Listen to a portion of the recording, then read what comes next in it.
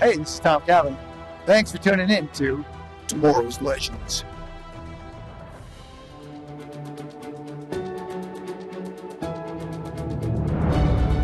You think you know the story. You've heard it 100 times. But this is not the tale that you know. For this part of the story has yet to be written.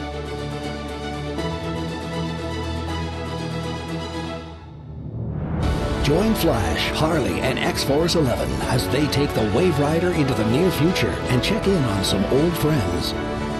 This is the new adventures of Superman and Lois, as chronicled by Tomorrow's Legends.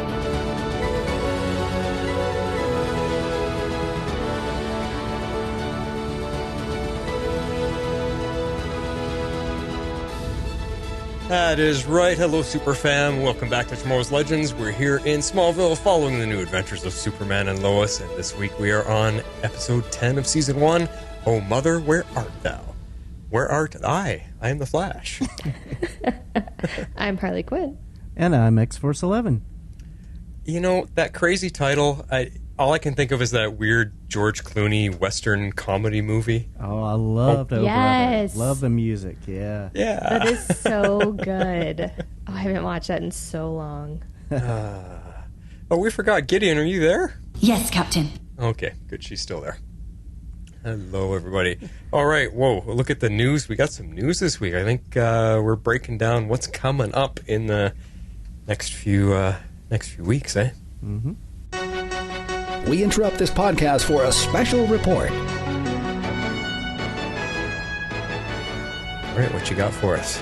So, Legends Season 7 premiere date is Wednesday, October 13th at 8 p.m. So, we will have a 1-week break for Legends on the 4th. So, it looks like Season 6 will finish up around the 22nd of August. And that means we'll have just under 2 months between Season 1 and Season 2, or Season 6 and Season 7 of Legends. So. Okay, so basically it's taking a day off for your guys' July 4th holiday. Yep. And then we come back. And then, yeah, wow. So 2-month break. I think, yeah, that we were talking about this all behind the scenes, and I think they're just trying to realign with their original airing schedules to get back on track after this whole COVID shut everything down and move things back quite a bit. So Yeah. I mean, I totally get like why they're doing it, but holy cow, like this is a little crazy. Yeah, I mean, we're gonna have to plan our summer holidays during the breaks, I guess. Eh? Yeah, definitely.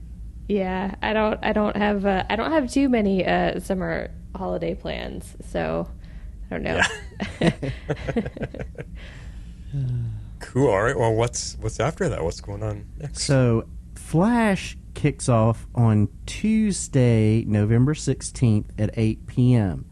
So, with Stargirl starting August 10th in that time slot and running 13 episodes, that means there's going to be a week in between Stargirl finishing and Flash starting, or there's going to be a hiatus somewhere in there. So they're pretty much going to have their entire run of Stargirl without much of a break. So that kind of gives us a time frame of when Stargirl is going to be going on. So, you know, it will be a fall show this year instead of summer.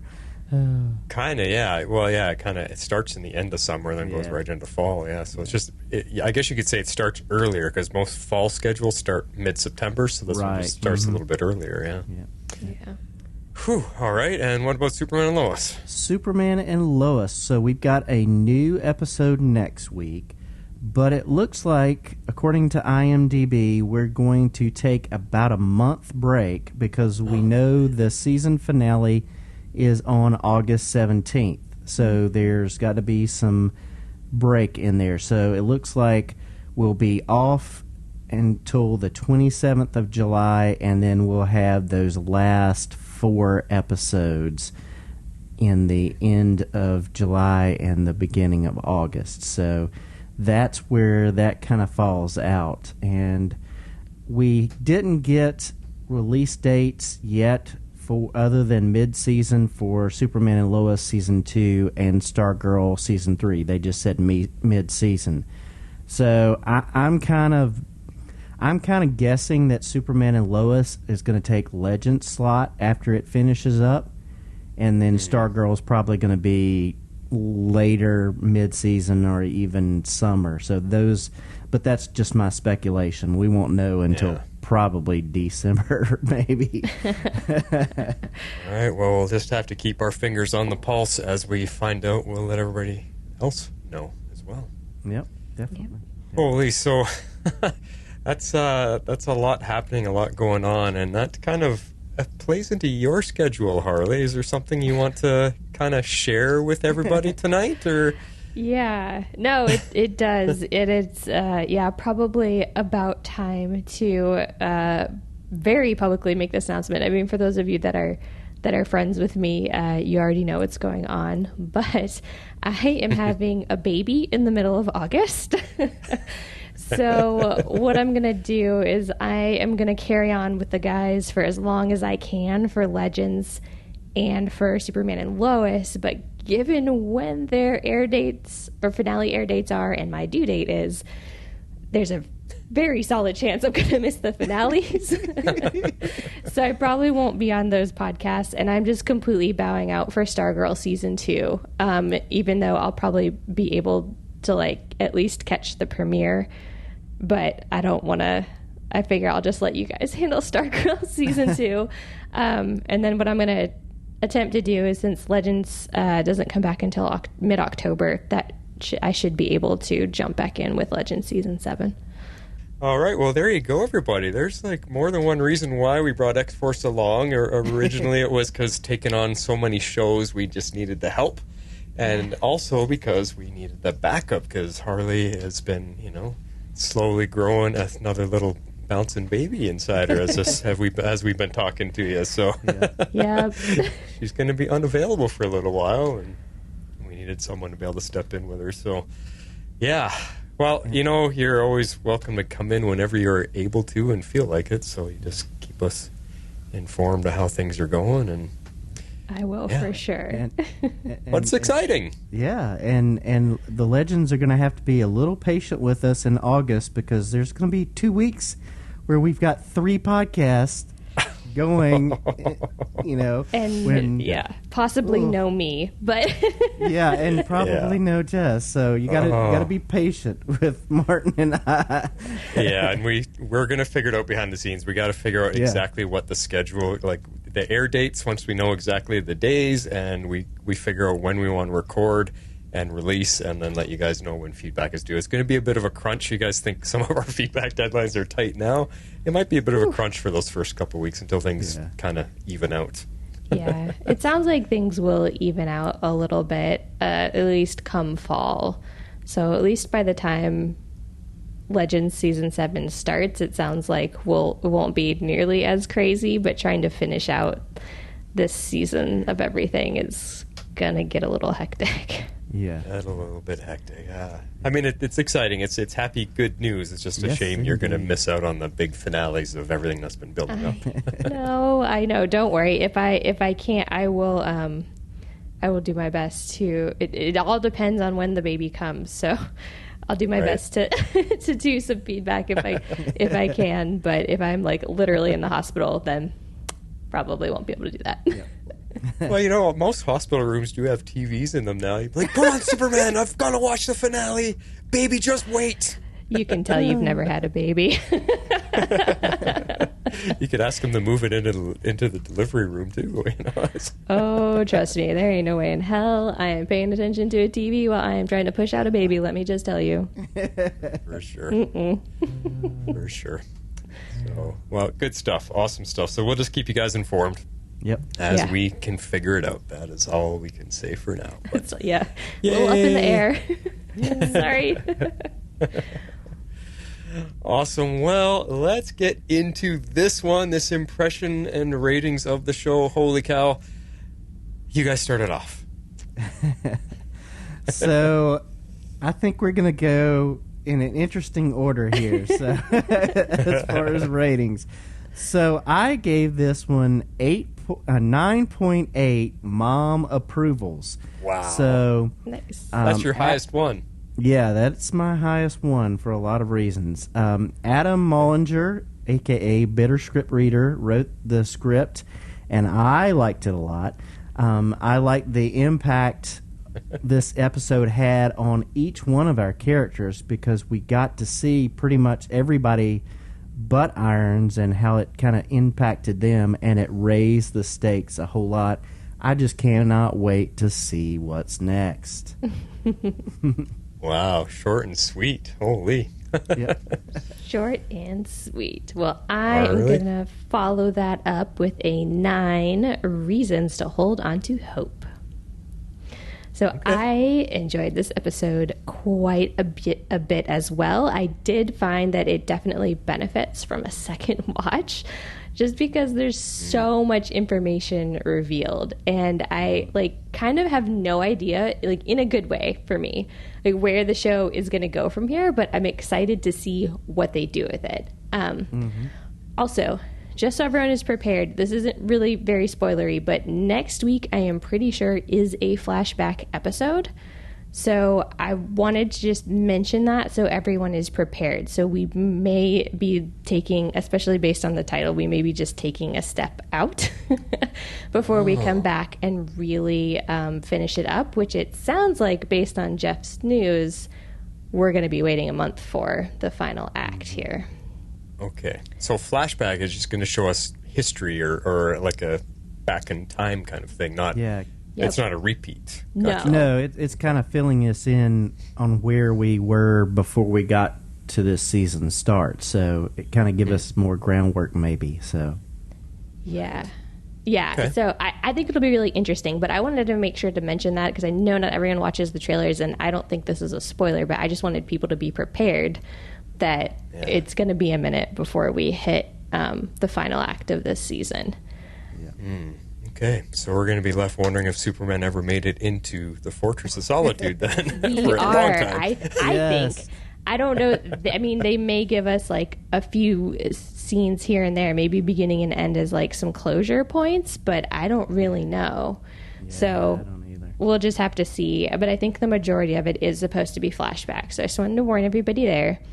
Also, as a reminder, the original order for this series was only 13 episodes, and then they extended it to 15. So I think it's going to be really interesting to see how that dynamic kind of impacts the rest of the seasons when the last 2 episodes we've had have already felt like finales. So that's why I said, I don't really know where they're going from here, but I'm kind of excited to see what they do with it. So that's where I'm at. Yeah, that's a good point to make because they may have had a finale written already, and now you tack on 2 more episodes. Okay, we just kind of gave them this great big, whatever sequence. Now, how do we come back after that and do it again for 2 more episodes? That's probably why we're getting this flashback episode. Yeah. This was probably filmed after this announcement. I would assume that this may not have been either filmed in order or planned in order. I guess it probably could be filmed in order because they had enough time to know when they were extended by 2 episodes, but I would guess this is one of the, quote, extra episodes. Yeah. Huh. Okay. Interesting. Yeah, we'll have to see what happens there. But, man, I hate hiatuses. I mean, you heard what happened in the numbers. Although this episode, I think the numbers were up by 30,000 or something I saw from the previous couple of weeks. Yeah. So it's good. But you saw what happened. Last time Superman and Lois took a huge hiatus, they dropped 500,000 viewers. We were reaching, in the millions, and then they dropped to 800,000 because of having a big, long break. And it takes a while for people to come back. Yeah, but it's also summer, too. So That's true. I don't know if it's going to be as much of a draw because summer's typically a quieter TV season, and so we'll see. All right, well, take a big breath here, guys, because I got a lot to say for my rating. Now, we were already debating this off air before we even sat down to record tonight, so I got to make sure this is good because I'm coming in with the low ball again here, which is unusual for Superman Lois. So let me say this now, and I'm going to explain it afterwards, so just hear me out as I go through it. I'm only giving this one a 7.5 heat vision beams. And I'm going to say some big words here, which is going to cause all kinds of controversy. This is the worst episode of the season for Superman so far. And yeah, you heard that right. The writers have been near perfect all season, but they dropped the ball a few times in this one, and maybe it's the director misinterpreting what's on the page as well. But even the worst Superman episode is still 100 times better than the rest of the DC shows out there right now. And 7.5 isn't actually all that bad. So why is it the worst episode? Well, here's the thing. They've been building up this war of Kryptonians for 10 episodes. It's been the underlying story plot all the way through. And this episode continued that build-up with great tension, great emotion, some character changes, some music rising to a climactic peak. Everything was really, really good. And then what do? They cheap out a la Stargirl finale and end it so damn quick without a single payoff for all the build-up. There was no war. There wasn't even a punch thrown. It was a measly chase sequence with some fireworks of I-beams and an all-too-easy solution that was quickly implemented in a 2-minute sequence and done. Everyone was saved, and the only damage done was a few ruffled papers blown off of the desks. I expected a massive fight sequence, Superman against all those Kryptonians. Can he even stand up to them all? Maybe even Edge getting the better of him and leaving us with a cliffhanger of did Superman survive the battle? And now having to figure out how can he beat all of them. But nope, we got nothing. None of that. Just a quick swoop in, grab some powered up space object that can just simply reverse it all with enough, I-beam power, fire a few heat vision beams at it, and voila, war averted. I don't understand. It felt like the Stargirl finale. The whole episode was so good, and then boom, it was quickly solved, and that drives me crazy. And I want to ask this question. Where the heck was Irons? The whole reason for his story was to stop this war from happening, and he's not even in the episode. So I don't get it. So up to that point, this episode could have been a 9, at least. I would have been up there with you guys, with the great acting, the good tension, and the hopes of something huge coming, but then going the Stargirl route and making it all too easy in the end and giving us no payoff for all the build-up seriously drops the score for me. Plus, there's a few other nitpicks that I just can't ignore this time that I'll bring up later. And they're just regular nitpicks, but Superman has been so clean. The writing has been so smooth that there hasn't been anything to nitpick or anything to complain about. And this one, it's just like, what happened, guys? Like, did the Stargirl writers come in and tell you, this is how you should do it? It'll be so exciting. Wrong. But my question now is like you, Harley, and my hopes and trust are still with the writers because this group has been so solid this season, so good. I hope they're surprising us. They've got a big surprise waiting for us, and that maybe this was just pulling the wool over our eyes to think that the war is over. That's what I'm hoping for. We've got 6 more episodes to go. I'm just hoping. I'm hoping we got something coming that'll shock us and go, oh, that's why it ended so fast. This was a good episode in many ways, but that ending just disappointed me so much I had to drop the rating down just to prove my point that you can't do that.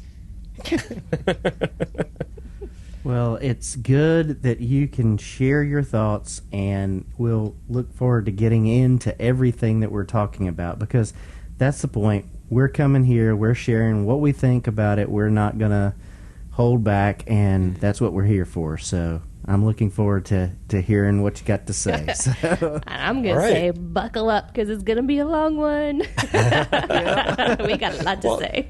It did feel kind of finale-like, so it did. That's why there's a lot to go on. But all right, let's get into our talking points.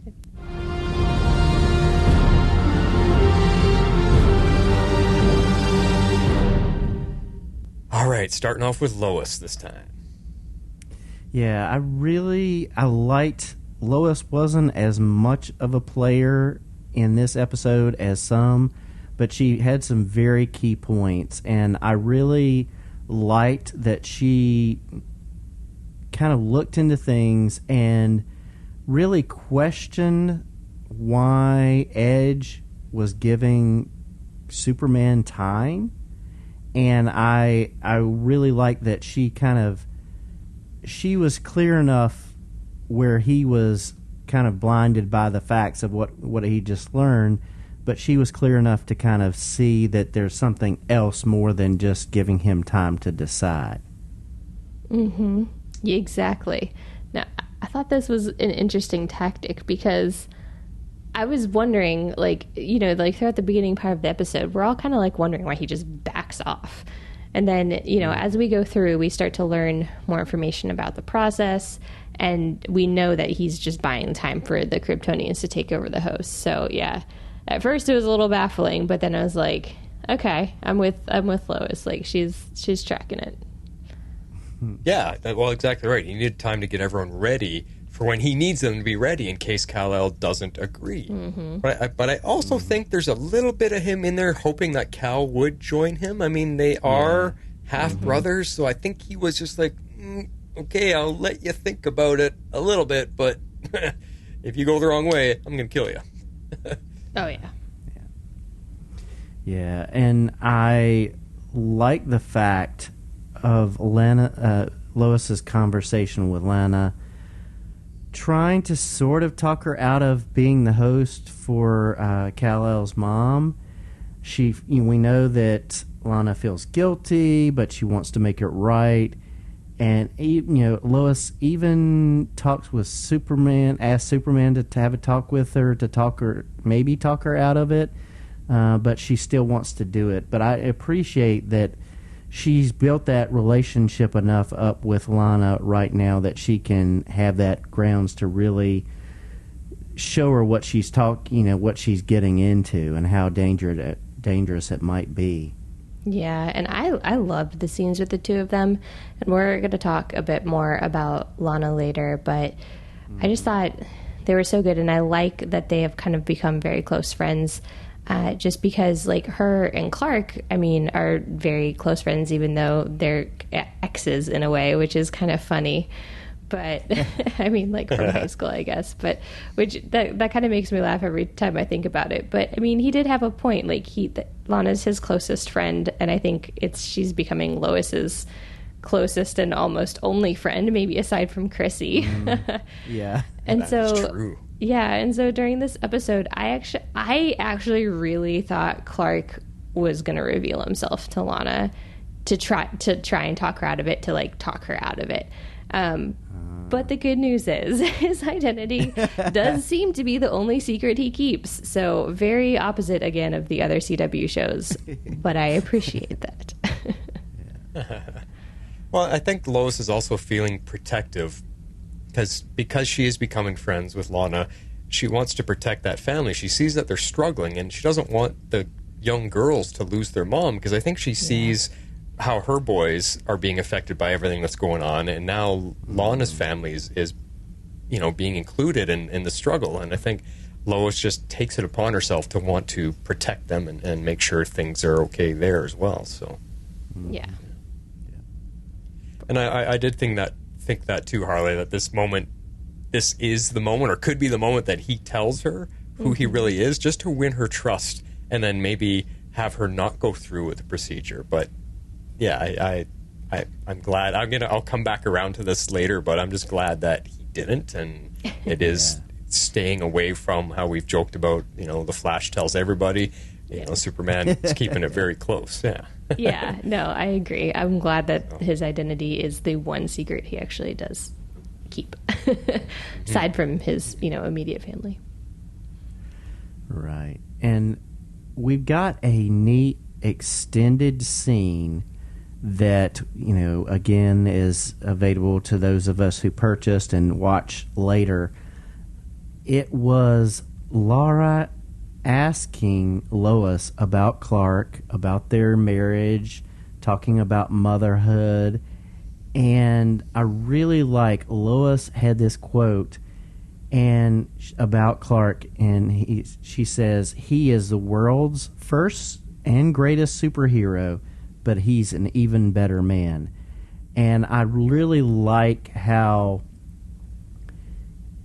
we get this look into what Laura's life was as a mom, and how to compare that with this marriage here. And I like It's a very short scene, but it was very powerful.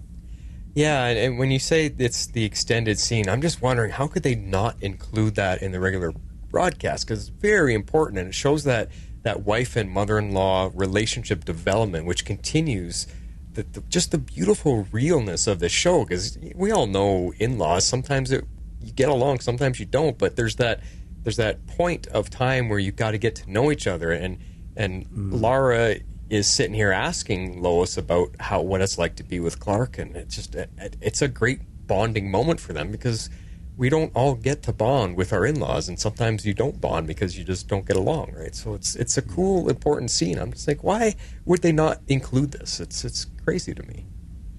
Well, I mean, they did. They just didn't include the whole scene. So, okay. I'm trying to based on what I remembered, they definitely cut the line that Jeff quotes above, and they may have cut a little bit of Lois's dialogue right before it. But you definitely get to see them interact, and you definitely get the point that Lois is trying to make to her mother-in-law, that their relationship, hers and Clark's, is based on mutual respect, and it is a partnership. But I think that that point may be where the scene ended. So you get to see that, you just don't get. It was just a bit more extended in the non-live version. So it is still in there. Yeah. Okay. Cool. One last point I had about Lois here is I love that scene when she was brave enough to go face Kyle once they realized where Kyle was, and she walks in there because she knows something's up, and Lana doesn't quite know something's up yet, and she's prepared. She's got a kryptonite rock in her hand, and she decks him with it, but she's got it there just in case. And man, she was right with the call, because as soon as she showed up, Kyle turned and went for their throats. And I love this about Lois. She's brave, and she goes in there prepared. She's not a dummy, and you know. It was cool. It was a cool little moment for her to just haul off and right hook the guy with a kryptonite rock in her hand. I was like, yeah. and having her dad and the Army DOD folks with them too. Yeah. She's got double backup. Yeah. Yeah. Good stuff. Well, let's talk about Jonathan. So Jonathan is thinking about what's going on on Kal-El's planet, but this is, once again, we'll get into it. It's my favorite scene, but he's really questioning things and wondering if it can happen to his dad, and the differences between the two Kal-El. So it was a very good scene.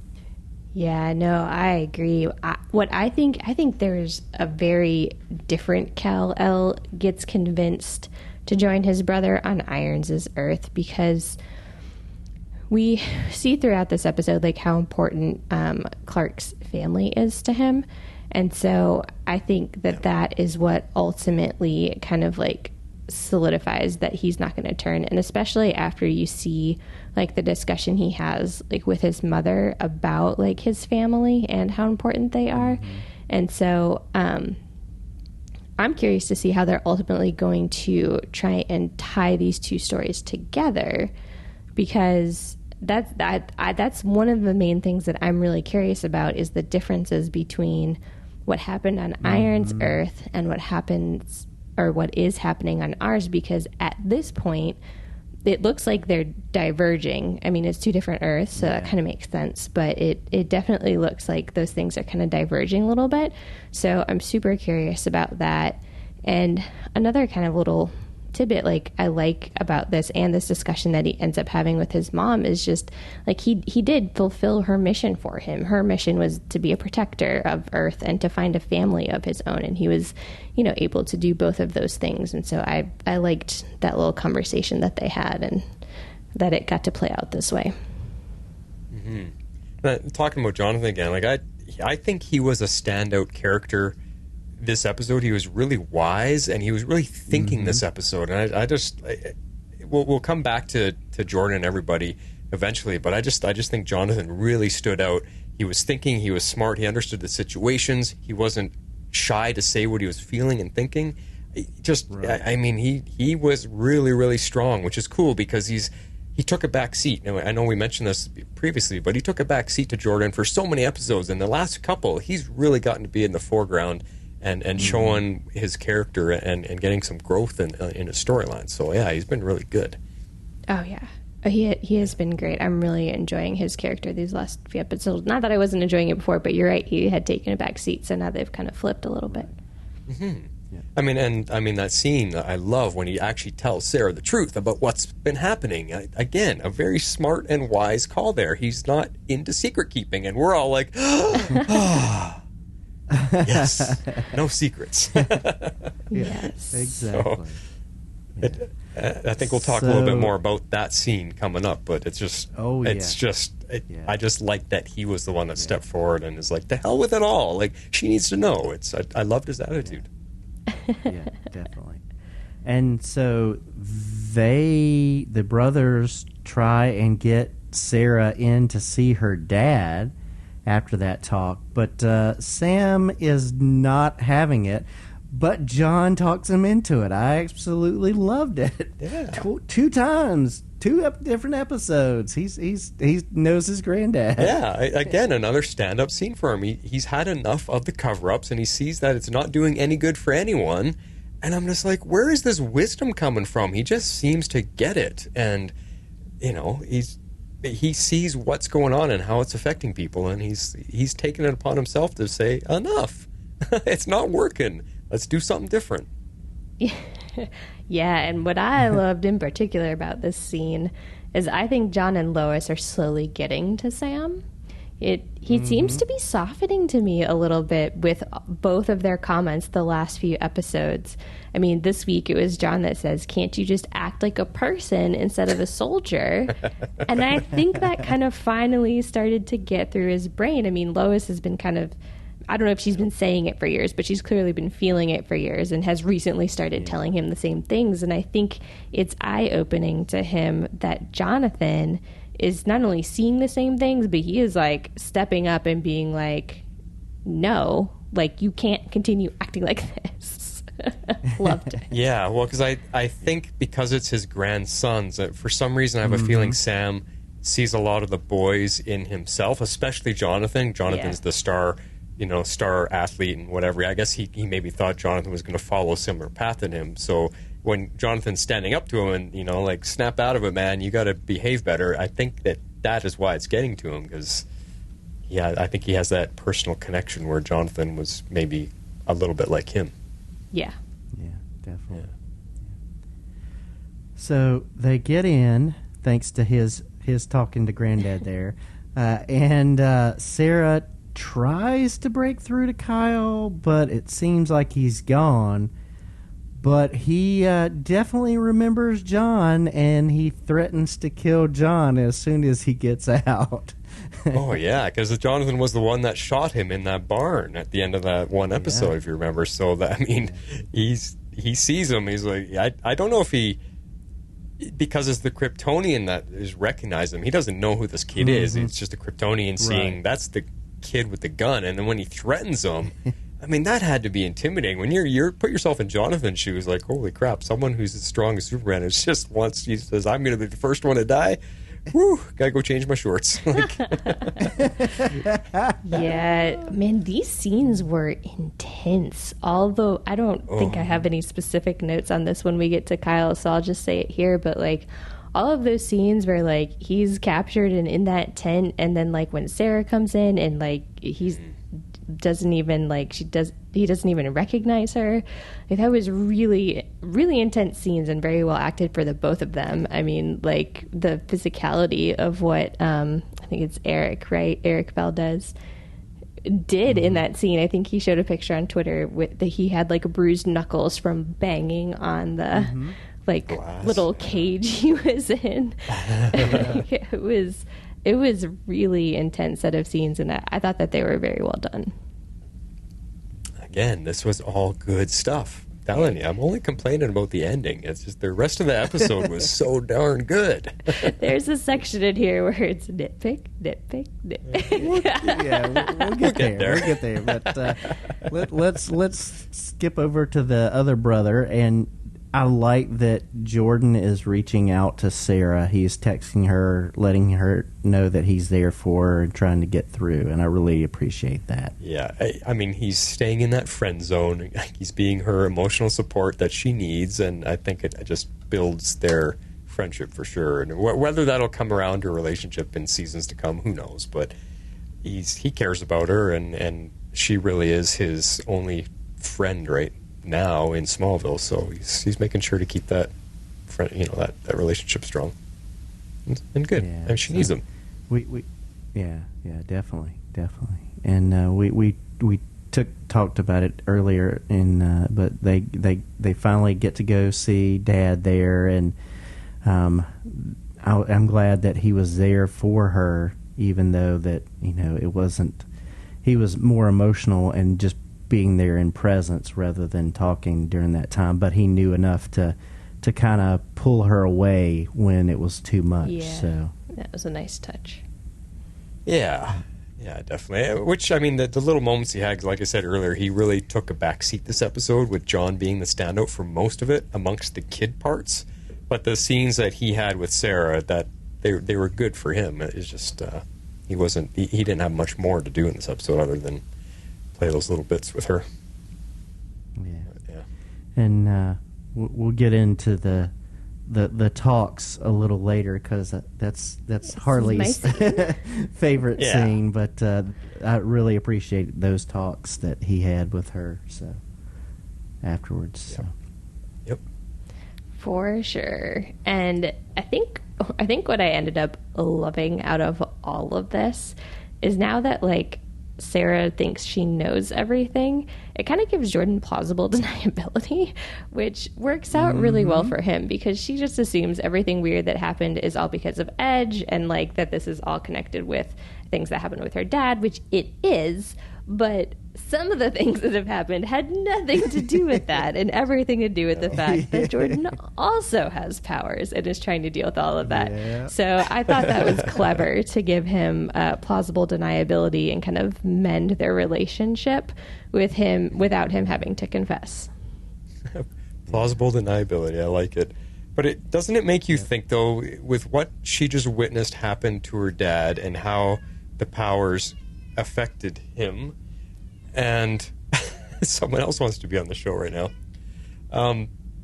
If she finds out that Jordan has powers, she might automatically connect the dots that, oh no, you're going to be just like my dad was with his powers.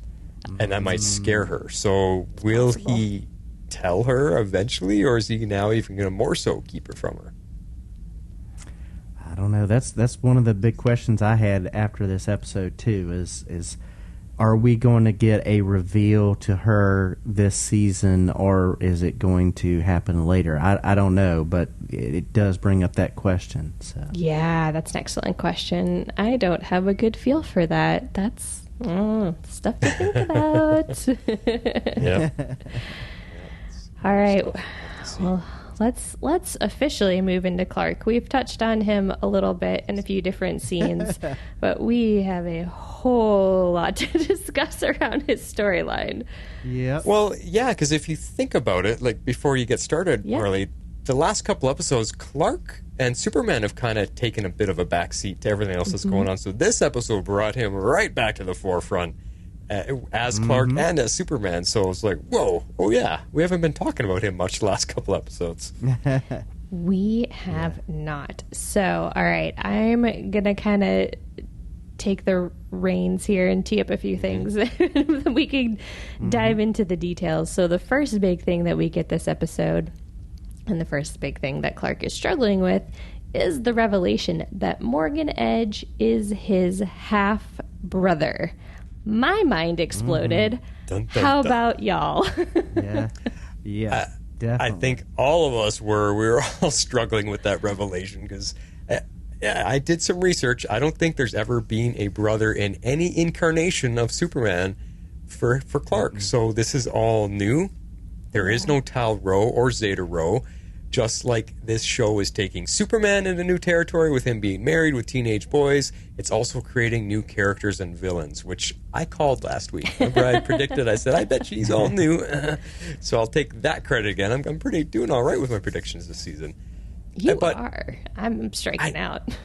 I just think it's fantastic because what do a lot of fans complain about when they keep rebooting shows, keep rebooting characters, and it's like, been there, done that, seen this all before. I don't care if you're just retelling it from a different angle. It's still the same characters. It's still the same story. Not here. They're completely in new territory, so they're introducing new characters, and it's fantastic because none of us know what's coming. It is all new for all of us, and we can just speculate till our heart's content, and we don't have a clue. And I love that feeling. I love that feeling of not having something just rehashed again and again. Yeah, definitely. I love the scene where Clark... once again, this family has committed to open and honesty. He immediately fills in the family about Morgan and his plan.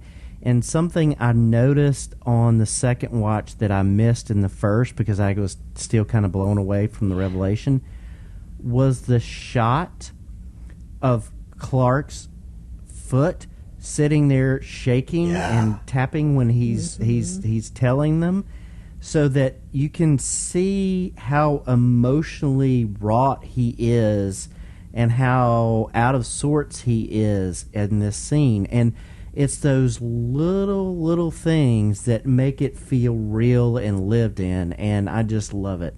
I love that you point that out because I did notice it, and I didn't think to bring it up to talk about, but it's so funny because I have that nervous twitch thing too, and Patty Spivot, she calls me on it all the time when she sees that I'm stressed about something, and she says, hey, what's going on? And I'm just like, nothing, I'm fine. I fidget with my fingers, even so I give her a big hug, and she can feel me fidgeting with my thumbs, and she goes, what's going on? You're fidgeting again. So I totally can relate to that, and I know exactly what's going on. But I'm with you. I love that he wasn't just telling Lois. He instead had both boys there as well, keeping the whole family in the loop. But just, like, man, if everybody could communicate like that, it would just make things go so much smoother. Yeah, and I really like that they are... He wants some clarity, and he wants to go get some answers at the fortress. But before he leaves, he looks at each one of his family members and kind of gets the okay before he leaves, and gets the okay of yes, things are we're covered because of everything that's going on there. And so he gets to the fortress, and Papa L once again Papa L. didn't tell Kal, and I'm just like, he's just being very poor help. He wasn't a whole lot of help with the boys earlier in the season. I'm just like, dude, you're I understand that parenting is different, but golly, you're not telling that you may have, hey, by the way, you may have a half brother on Earth. Come on, man. Yeah, I'll get to that point in a second. We did get some good info there in that scene, though. Drill let us know how the minds are held in the stones and why, and that's how he got his consciousness into the sunstone that Clark carries around. So I like that information that we got. But I'm with you. I'm with Clark. That, when he's upset at not being told about all of that stuff. I mean, he had a brother all these years on Earth, and if you think about it, maybe he could have gone and helped him way back then and not let him go down the path of darkness as he did. And that, to me, is a big mistake on Jor-El's part to keep that information from him, because Clark could have intervened and helped him go down a different path instead of all these years, 50 some odd, because I think he's a little bit older. I put him in his 50s probably. All 50 some odd years of being tortured and ridiculed and treated like, an experiment by humans. If Clark had intervened, I'm sure we'd have a whole different story to tell. So Jor-El goofed up on that one big time.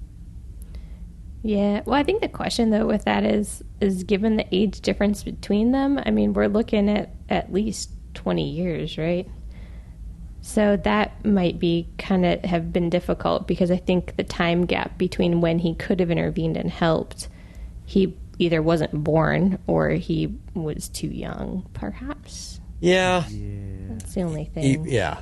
Even still, I mean, even if there's a 20-year gap, even if he intervened 10, 15 years ago, he may have still been able to stop this building of the war. And I don't know. Yeah. It's just a point to ponder. I mean, no matter what, the bottom line is Jor-El should have told him, like, you're not alone on Earth. You have a half-brother. And Clark would have been like, oh, my God, I'm not alone. There's someone else here. Like, yeah, he has every right to be upset there, for sure. Oh, yeah. But I want to point out, too, that in this episode, to me, it really stood out how well they casted Jor-El to be Kal-El and Clark's father. Like, what is it, Angus McFadden, the actor? Yes. There is such a strong family resemblance. It stood out this episode to me. You saw Clark there, and you saw Jor-El, and I'm like, it looks like father and son. They could easily pass off as father and son. Yeah, I mean, it does have some good casting, for sure. Yeah. All right, so we got so much information this episode. So this is where we're going to start to dig into some of it. So we learn a lot of information from Jor-El about the pod and a little bit about the resurrection process. We get all of this initially just coming from Jor-El until he's like basically like, I don't know how this works. I can't really help you. Your mom was the only person that could help you, which gets Clark's mind kind of turning. But then after we get his mom resurrected, she kind of fills in the rest of the gaps. So let's start going through those. Yeah, so this Eradicator was his, Kal-El's mom's design, not for the purpose Edge wanted to use it for, but it was mom's design. Yeah, which I actually enjoyed this bit of a reveal because it's usually Jor-El that gets all the science credit for everything. Like, he was the science leader on Krypton. We never heard much about his mom other than she helped get Clark on the spaceship, and like we never saw a lot of history building for her. So it's cool that his mom actually had a hand in things as well. But I find it odd that Jor-El wouldn't know anything about it because he is the science leader. So why would he not understand? Why wouldn't he have learned how it works so that he also knows? So I found that a little bit strange too. But cool that she's now involved and was also an equally, renowned scientist in her own rights. Yeah. So now that they know she's behind it, they want to reverse the process. And Kal's mom's the only one that can help with that, and they have to put her consciousness into somebody.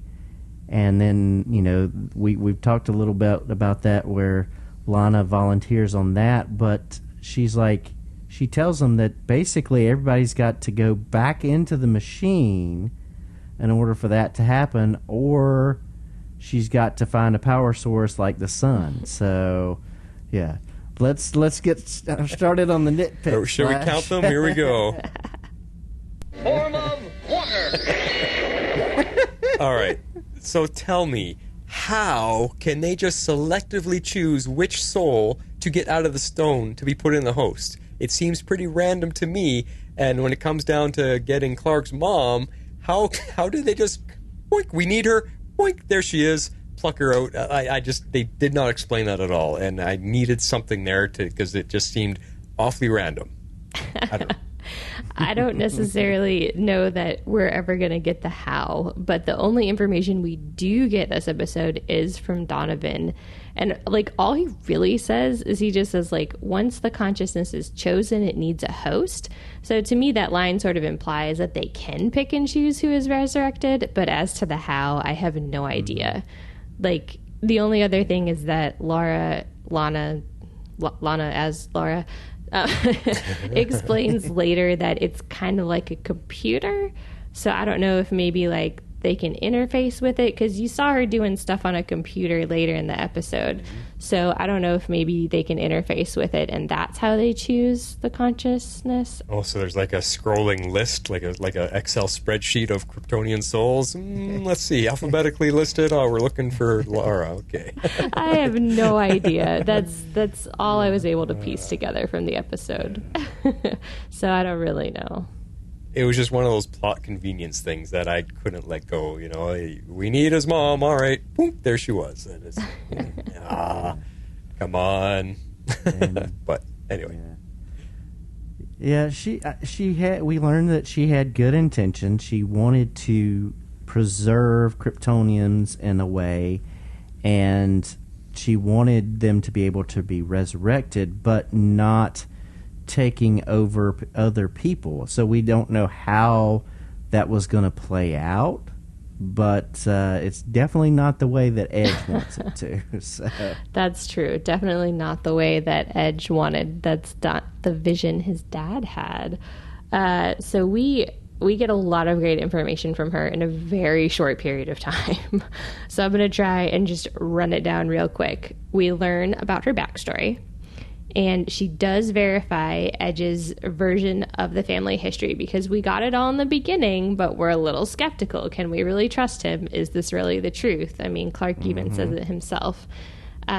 She was married and genetically matched with Edge's father, and she left him for Jor-El, whose vision more aligned with hers, and she kind of fell in love with him, and so she left his father and then ended up having Kal-El, who they sent to Earth. And then apparently Zeta Rho had sent Tal-Rho, aka Edge, to Earth earlier, and he had already given him this mission that aligned with his vision of resurrecting their people by hostily taking over the planet. So you could definitely see how they conflicted, and she does give a line at one point throughout the episode that Kryptonians are generally a peaceful people. Well, most of them. Yeah. And again, this is all new and very cool history to bring into the Superman mythos, into our story. And listening to you read it the way you just did, Harley, it's like, welcome to, what was it, Days of Our Krypton Lives. It's like a soap opera from Krypton, right? So the young and the Kryptonians. Exactly. I love it. So yeah, good stuff though. I love it. I love that they're just giving us so much. I never watched all of the actual show Krypton, because that was based like 100 years earlier or something. So I don't know if any of that comes into account with what they're telling us here, but still, it's cool. They varied off some from that. I mean, they played some concepts, and even some of the writers' room wrote on Krypton, so they kind of have an idea, but it was different. But Laura does confirm that the process is complete when the Earth, once the process is complete, the Earth person's consciousness is gone, and so we get a clear answer of there's got to be, it takes time, but there's got to be willingness, but once it happens and it's fully done, they're gone. Yes. This was nice to receive the confirmation here. Again, we got so much information from her little tidbits of dialogue throughout the episode. She confirmed the host personality will disappear once the Kryptonian fully takes over, which I think we had all kind of surmised, but it's just like, nope, definitely that's what's going to happen.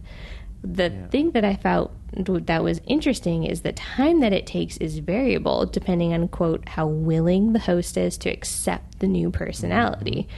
So I was absolutely going down the path that Kyle had completely turned during the course of this episode. I was shocked when he came back. Yeah.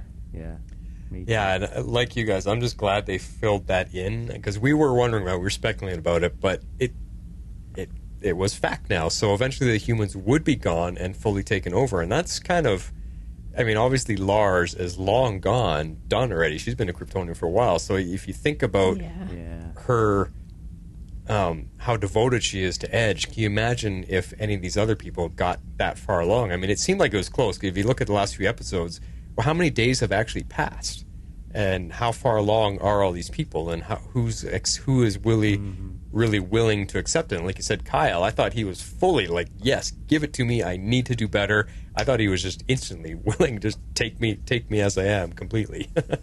Yeah, I definitely thought he was a gunner. Oh man. Yeah. All right, number 2, guys. Form of water. since we're talking about Clark, there's a scene here that drove me nuts. There's a scene where Lois is out on the balcony, and Clark comes to see her, and and stuff happens, and he's got to go. But in that scene, you could see that the house is surrounded by soldiers. And Clark gets that call from Edge, and he says, I guess I'll go out the back door. And Lois is like, yeah, go out the back door. So he goes through the house, and he proceeds to take off, and he creates a sonic boom as he takes off that we visually see Lois hears, because she kind of does this little glance like, oh, there he goes. She hears it, we hear it, but none of the soldiers hear it, and they don't even look up to see him leaving. Are you kidding me? It was a sonic boom. Everybody should have went, what the hell? Superman's here. But nobody. So, anyway, minor nitpick. That is funny. So, during this process, we find out that Superman has this confrontation with Edge, and he's basically knows that he's going to have to do something, and he's going to use all of his powers to help reverse the process. And the interesting thing is, Sam says, you're going to be useless for a couple days. But we see the process work. But something that I really didn't think about when I first watched is Kal was going to use all of his powers to power the pod to reverse the process. But he didn't really have to use all of them because he was gathering all of the other Kryptonians' heat visions into the pod as well. He was giving it his all as well, but he had other power sources other than just himself too. But I didn't really think about that the first time I watched it. But the process worked, and everyone is back. I mean, when you explain it like that, that's probably why he was able to fly to the Fortress of Solitude and almost get there, because he said he's going to use all his energy to create the solar flare power that they need. So so he probably, because he didn't have to use all of it, is what saved him enough to get there. But I mean, I went off on this in my opening monologue, so I'm not going to say too much. It's just that fact alone was what I thought was way too easy. I think that should have been stretched out longer into more episodes, and in the next that was the part that I just hated so much that it gave me a negative score, and why I dropped my numbers down so much, because it's just too easy. Like, the scene itself, if I step outside of it, the scene itself is cool. Power up the stone, get all the heat visions. I mean, how else are you going to gather enough power to equal the sun? Well, okay, comic book wise, scientific wise, it's all very cool. It makes fun sense, but to use that as the answer to solve this entire 10-episode story arc of stopping the war, I can't accept. It was too fast and too easy, and yeah, that single part alone is what killed it for me. That's funny. See, I was kind of like the opposite. I actually was happy that they were able to turn it around before it got too late, so that they didn't lose like half their town or whatever it is. I think we have a point coming up about that later. But like, there were a lot of people, and so I was, I had kind of gotten invested in what's going to happen to these people, and they're going to be Kryptonians forever. And so for that reason, I was kind of glad it was resolved in this episode. Or so we think, I guess. I mean, there's always the possibility that it's not, but I don't know. Overall, I was fine with how they used the heat vision. I liked that they had it coming from everyone. So again, he had to use like most of his energy, but he still had enough to carry the pod away to safety, basically. I mean, he's trying to get it inside the fortress so that he can presumably save the consciousnesses, probably very similarly to, how his dad is in there, is my assumption. But Hold on, don't jump into your next point for a second there, because I want to touch on what you were just saying there about you were concerned about all the people, all the families and the minor characters that we've gotten to know. And it might just be a morbid side of me coming out, but we were talking about Kyle's family, like, this is the family that's going to be torn apart because of all of this stuff happening and because of him taking the superpowers. And I kind of, it's not so much that I wanted it to happen, but I was kind of expecting and hoping that it was going to go that far, because we need some tragedy. We need some really heartfelt drama of seeing something go that far and what it could possibly do to a family. And I think that's where some of the disappointment comes, is they led us to believe something bad is going to happen, and then nothing happens. Everybody's saved. Everybody's okay. And it's just like, but we didn't. Now there's no payoff to, like, there's no tragedy. There's nothing for us to feel worried about anymore. They took that away from us as well. And I think, no, something bad should have come out of this. Like, not everybody completely come out of it safe and okay. That's too much goodness, essentially. We need to keep it, like we always talk about in every show that we discuss. You got to have consequences. You got to have that sharp edge of risk of something might go wrong, something bad could happen. And if you take all that away, then it starts to lose believability as well. So that's where I'm kind of just like, no, they should have. They ended it too quick. They should have let it go a little bit farther, where not all the people come out of it okay. Not everyone's family is going to be saved out of this, and now we've got some consequences for this happening. Yeah, makes sense. All right, Harley, this one's for both of us. Form of water. Because you actually do have a nitpick, which is fun. I do, yeah. It was, I would say that for me this was pretty minor, but it was also pointed out by Comic Geek Kev on Twitter, and it's also going to be pointed out by Martin. But, like, once everyone was depowered, they had to all fall down to Earth, right? So my question is, how were they actually all okay? That's the part that didn't make sense to me. That's what I had a problem with.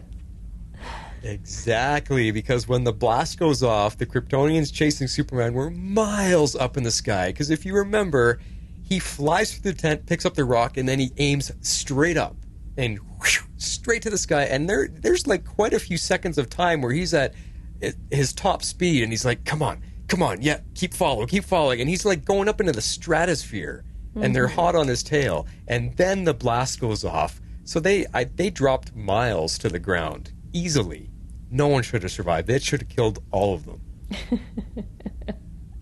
For sure. Like, they were seriously beyond the clouds. They should not have survived that. Yeah, so that was kind of where my question came. Well, my nitpick came in. But I do have, I have lots of questions after the end of this episode. But first question, kind of now what? Because Edge has lost his army. But I am convinced that he has to have more up his sleeve. One, because we have 5 episodes left. But 2, because they did this in essentially closer to like mid-season, or even if it wasn't mid-season, this never was going to be our finale. So there's got to be something more coming, and I think Edge has got more up his sleeve. I don't know what, and that's what I like about it. It's not predictable. Exactly, but you definitely got me thinking there, Harley, because he seemed prepared. At the very end of the episode, yes. Or in the beginning of the episode, he sends Lars off. He says, "Go prepare for us." Mm-hmm. Right. For and us, so and she takes off, so she's not there at all. And when he catches up to her, I know we're jumping to the end of the episode, but when he catches up to her, she's been waiting for him. She says, "Just you?" And he said, "Yes, but all is not lost." Mm-hmm. And then Lars smiles at him, and they walk off towards that cliff. So this is where my hope is still. I'm like, come on, writers, you left something out, and there's going to be yet another big reveal. Maybe this was just the test, the trial grounds to see how Superman would handle. I don't know. Maybe he's got an entire other army already fully prepped and ready to go. I have no idea what's going to happen, but they've got something ready. I don't know what. And like you said, it's got me on the edge of my seat. That's why I'm still okay. I'm not mad at this episode. I'm just mad at the quick ending, because there's a possibility they still might surprise me and turn it around and go, "Ha, you thought that was the end. Morgan Edge has something even bigger waiting in the wings," which is why he sent Lars off to get it prepared. So, Yeah. So Superman makes it back to the fortress barely with the pod. So good news there. So, Now, this is actually where I was expecting the episode to take a turn. I absolutely thought Ed was going to show up and take the pod back. 100%. I mean, he's weakened. Mm-hmm. He's barely made it back to the fortress. And so now that Ed didn't show up and take back the pod, which is what I totally thought was going to happen, now I have more questions. And the main question is, are we going to see him in a black suit to heal?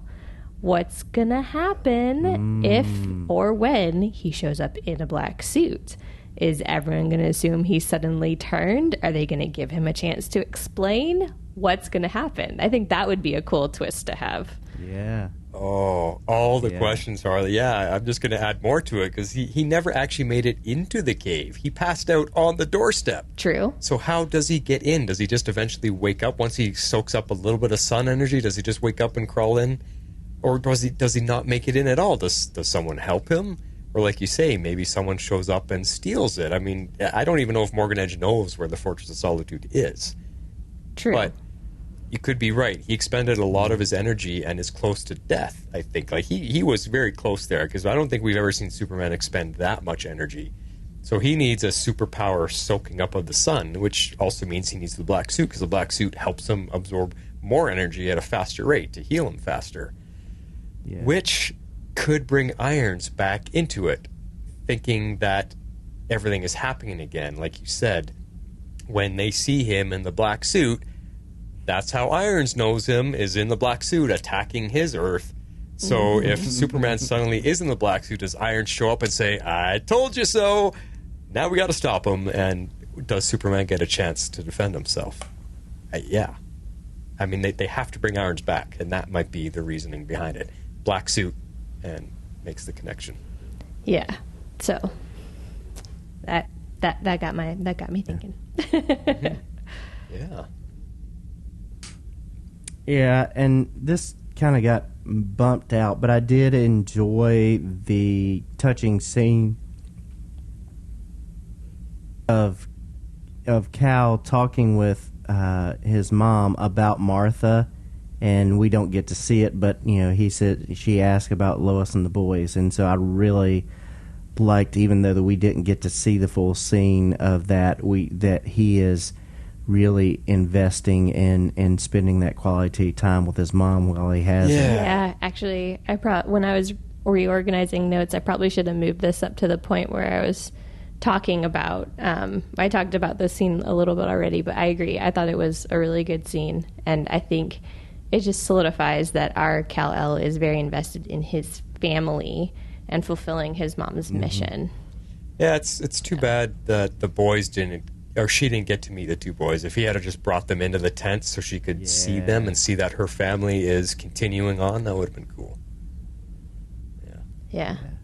That would have been neat. That's true.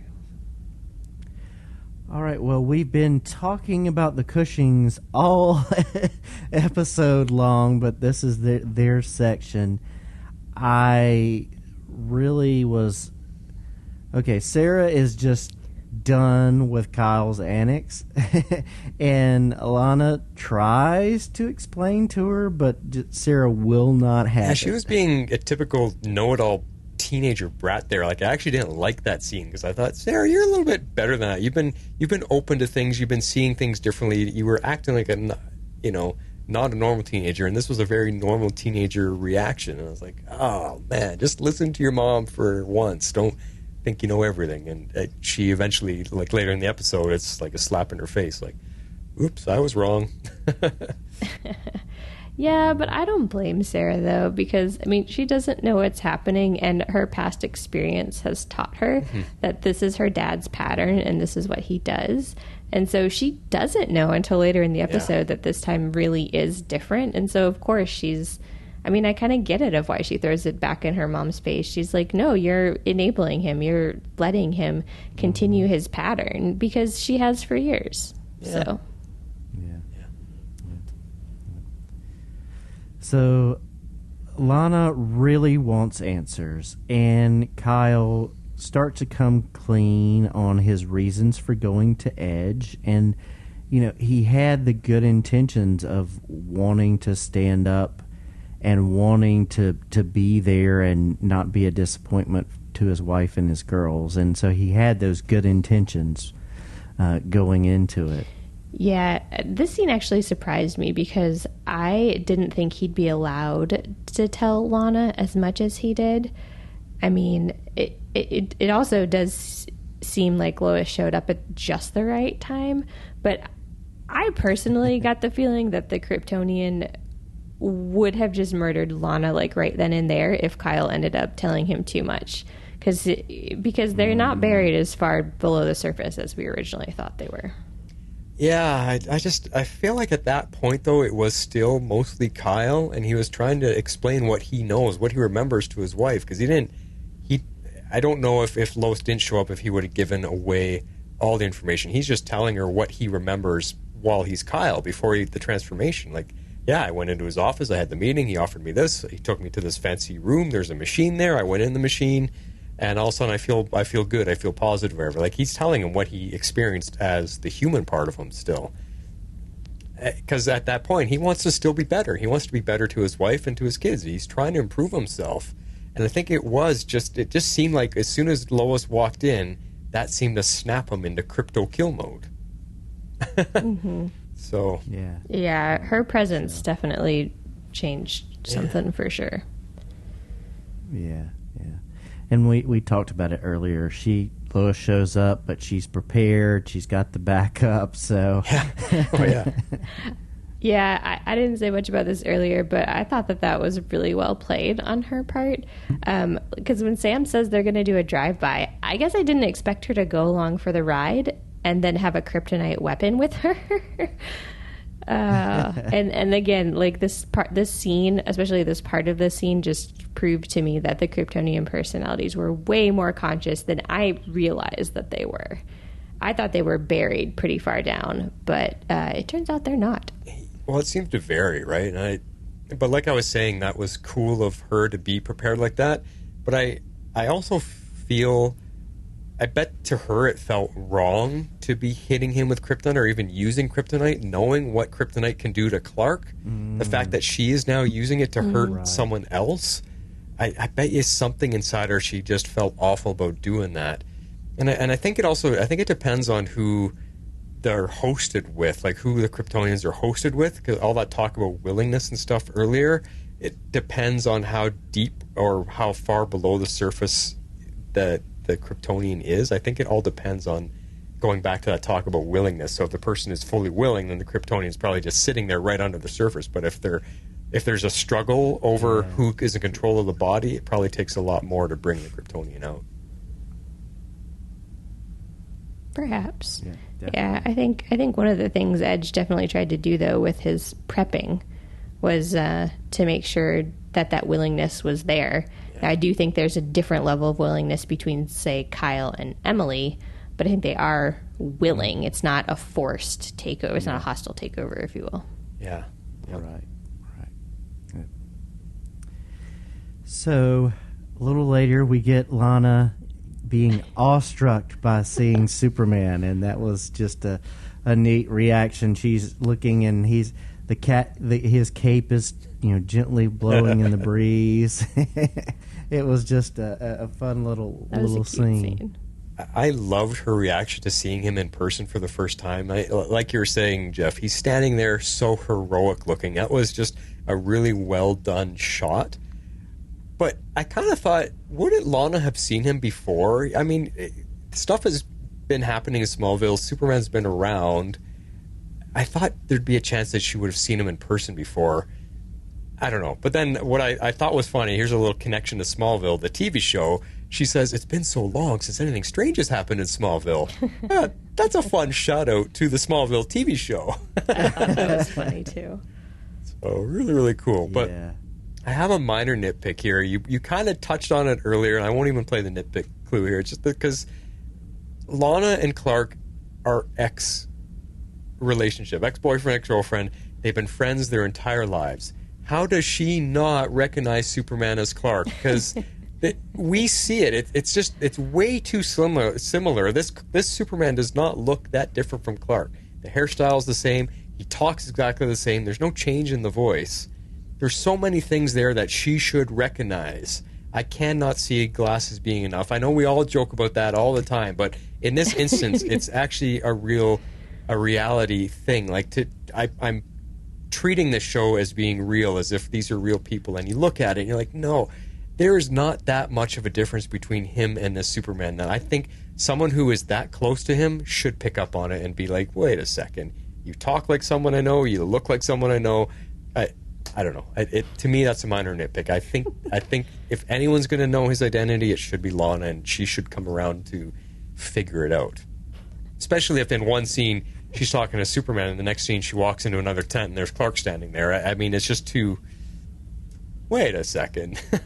I just saw you, but you're wearing blue tights, and now you're wearing a lumberjack shirt again. It's the confidence. I don't know. Yeah. I don't know. But I mean, even this version of Clark, he's not as goofy as we've seen Clark be played before. He seems like a pretty well kept together Clark compared to previous versions, right? So Yeah. Anyway, but I do want to talk about the actress Emmanuelle. I think she played all of her roles, different Lana roles, so well this episode. If you think about it, she had 3 parts to play. She played the Lana and Clark scenes because, she has a specific relationship with Clark. And then the Lana and Superman being awestruck by him. And, I love that little scene. She's like, wait, did Superman just lie to me? I thought that was very cute. So she got to play that. But then she got taken over by the Lara personality. And she had to play Kal-El's mom. And so 3 different roles of 3 very different degrees of performance, and I thought she just played all of them really well. She did. Yeah, I really enjoyed TV Line had a short interview with her talking about playing the 3 parts and how they did change her voice a little bit, but it was really good at, of her being excited and being stretched to do that, so that was neat. Yeah, they had like a little reverb to her voice to give it that echoey sound, so it was kind of cool. Yeah, it wasn't as extreme as Kyle's, but it was a nice touch. I did notice it, and I liked that touch. Yeah. Now I found her really quick to volunteer, but when you look at it, it's because she's also desperate. After seeing Kyle in the cage like he was and being angry and totally not him, she's feeling pretty desperate, and she's feeling like she's losing her family, and this is the only option she has. It's like, you need someone that's been in Smallville all along to take Kal-El's mother's soul. I'm the one. Yeah. Yep. But it does give me a bit of a nitpick with all of that. Just a little one here. Because we had wagered that this family was going to be broken apart. I already talked about this. And they don't let it get to that point fully. They don't let Kyle run around as the bad guy long enough. And I think there could have been some great scenes with that, of him being the bad guy. It's traumatic. It's not a nice thing to want to witness, but seeing him be a bad guy and seeing how Lana and the girls have to witness that, and how does it affect them, and how does that build up? Is it make it harder for them to trust him? And I just wanted to see that stretch out a little bit more. I wanted to see Kyle fight Superman. I wanted to see something happen and see how does everybody react to that. That here's her husband now. She doesn't know that Clark is Superman, but now her husband's fighting Superman. I wanted it to get to that point. It just was too short-lived for me. This whole Kyle and the family. I wanted it to go a little bit longer and see a little bit more tragedy, I guess, take place, which is not nice to say, but it just would have been for far better storytelling. More conflict. Mm-hmm. Yep. All right, one more point I have here about Kyle. He was scary as a Kryptonian. I mean, when he got mad in the cage there, and like you said, he bruised his knuckles punching that glass, he was fully into that, and he played it really well. And what they did to his voice, making it so deep and freaky sounding, and just saying what he did and being so angry, and this is what I kind of touched on already. I think that would traumatize Sarah for life, maybe. she's just a teenager, and she sees her dad behaving that way and threatening her life, threatening to kill her, and he's angry and he's mad and he's obviously got superpower. I just don't think she would so readily trust him. I think this is where they lost a bit of reality there, because any kid seeing their parent behave that way, I think would traumatize them, and it should have affected her different, because right away she turned around like, "Oh, my dad, I'm glad you're okay," and they had that whole touching the hands to the glass moment. I thought, no, she should be scared of him for a little bit, and he has to regain her trust somehow. Because it's not every day your dad threatens to kill you. That is just wrong on every level, and you shouldn't be readily okay to accept him after that. So, I don't know. What do you guys think? I don't know. I think it's rough. I think she was in a spot that she was ready to receive that after really regretting talking the way that she did to him earlier. And good point. I think she kind of understands that wasn't him, but we'll see if she's skittish still of maybe something held on, later on, and wondering if something, he didn't lose it all or something. I don't know. Yeah, I mean, I think that's kind of where I'm going to, is I think maybe just the shock of him clearly not being her dad, in those moments, was, I think, maybe more what we were seeing. I mean, I'm sure it will probably, give her nightmares, for a while. I think there'll be something to come out of that. But I think in the end, she was more relieved that he came back and recognized her, because I think she was really regretting the quote, last things I said to my dad, kind of thing. Yeah, those are good points. That she was worried about what she said to him, and the fact that Jordan and Jonathan helped her understand that he's not who he is, and he's got an alien inside him. So maybe there was enough information there for her brain to process it out and not go. So yeah, that's a good argument there for sure. I just know from real life situations, it's like anything. If you have a real bad accident skiing, you're skittish to go skiing again. You have someone threaten your life, you're a little bit skittish around them the next time you see them. So that's kind of where I was coming from. Yeah, we'll see. Yep. Yeah. So we did get to see Sam using the kryptonite cage there and turning it up when Kyle's not giving the answers that he wants. But we did get to see, we've talked a little bit about him this week, but he was getting to use some of those kryptonite toys. Yeah, once again, Sam this week is shown on kind of the good side of things. He's being flipped around like a pancake in the pan every week. It's like, we trust him? No, we don't trust him. We trust him? No, we can't trust him. So this week he got to play mostly the good guy again. That's true. Yeah, using his newfound kryptonite weapons that came in handy. So you guys keep wanting to skip out on John Henry Irons, and I keep coming up with a point to talk about. And I did bring this up in my opening rant. Where is he? Why wouldn't he be here for the war that he's been trying to stop? To me, that's a major writing blunder there. He could have had the whole "I told you so" scene with everybody, but not being there kind of erases his whole value and the story that they gave us, making it kind of a waste of time. This was his thing. This was his storyline, trying to tell everybody this is coming. And then it comes, and he's not there to say, "Told you so." I don't know. What do you guys feel about that? Because to me, it's kind of like you missed something there, guys. Honestly, I think it's going to be Superman is going to be powerless for a little while, and I think he's going to do the John Henry Irons Superman fill in for him while Superman is depowered for a little bit. So that's honestly, I think he's going to see that he's going to have to step up. He's going to hear about what happened and then see, okay, I've got to step up and stand in the gap. But that's my 2 cents. That's a good theory. I think we have another twist coming. I think Edge has got some up his sleeve, and there's more coming. And that's when we're going to need Irons to come back. Yeah, there is that. Yeah.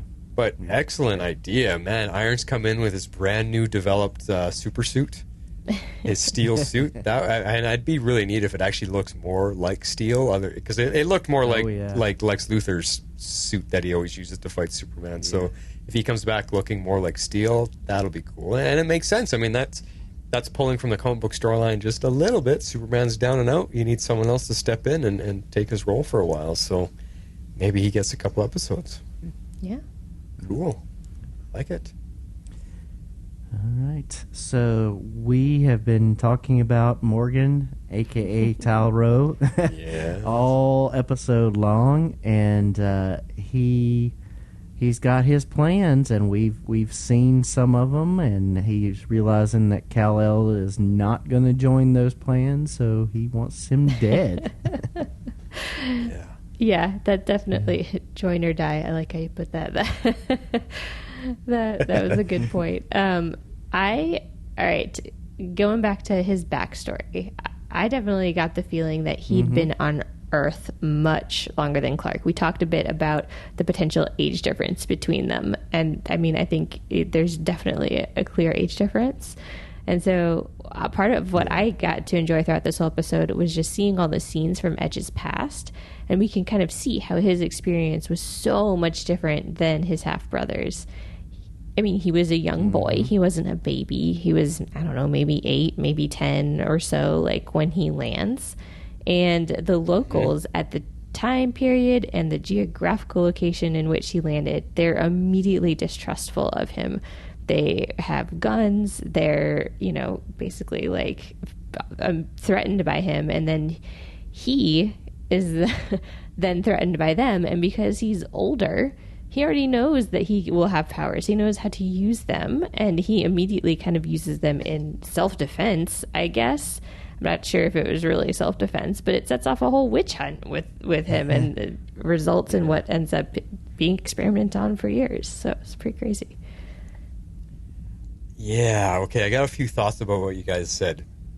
So I'm with you at first here, Harley. I was wondering what year he landed in Edge. What year did Edge land in? So I went back and looked at his flashback scenes, and I looked at the clothing that the people were wearing.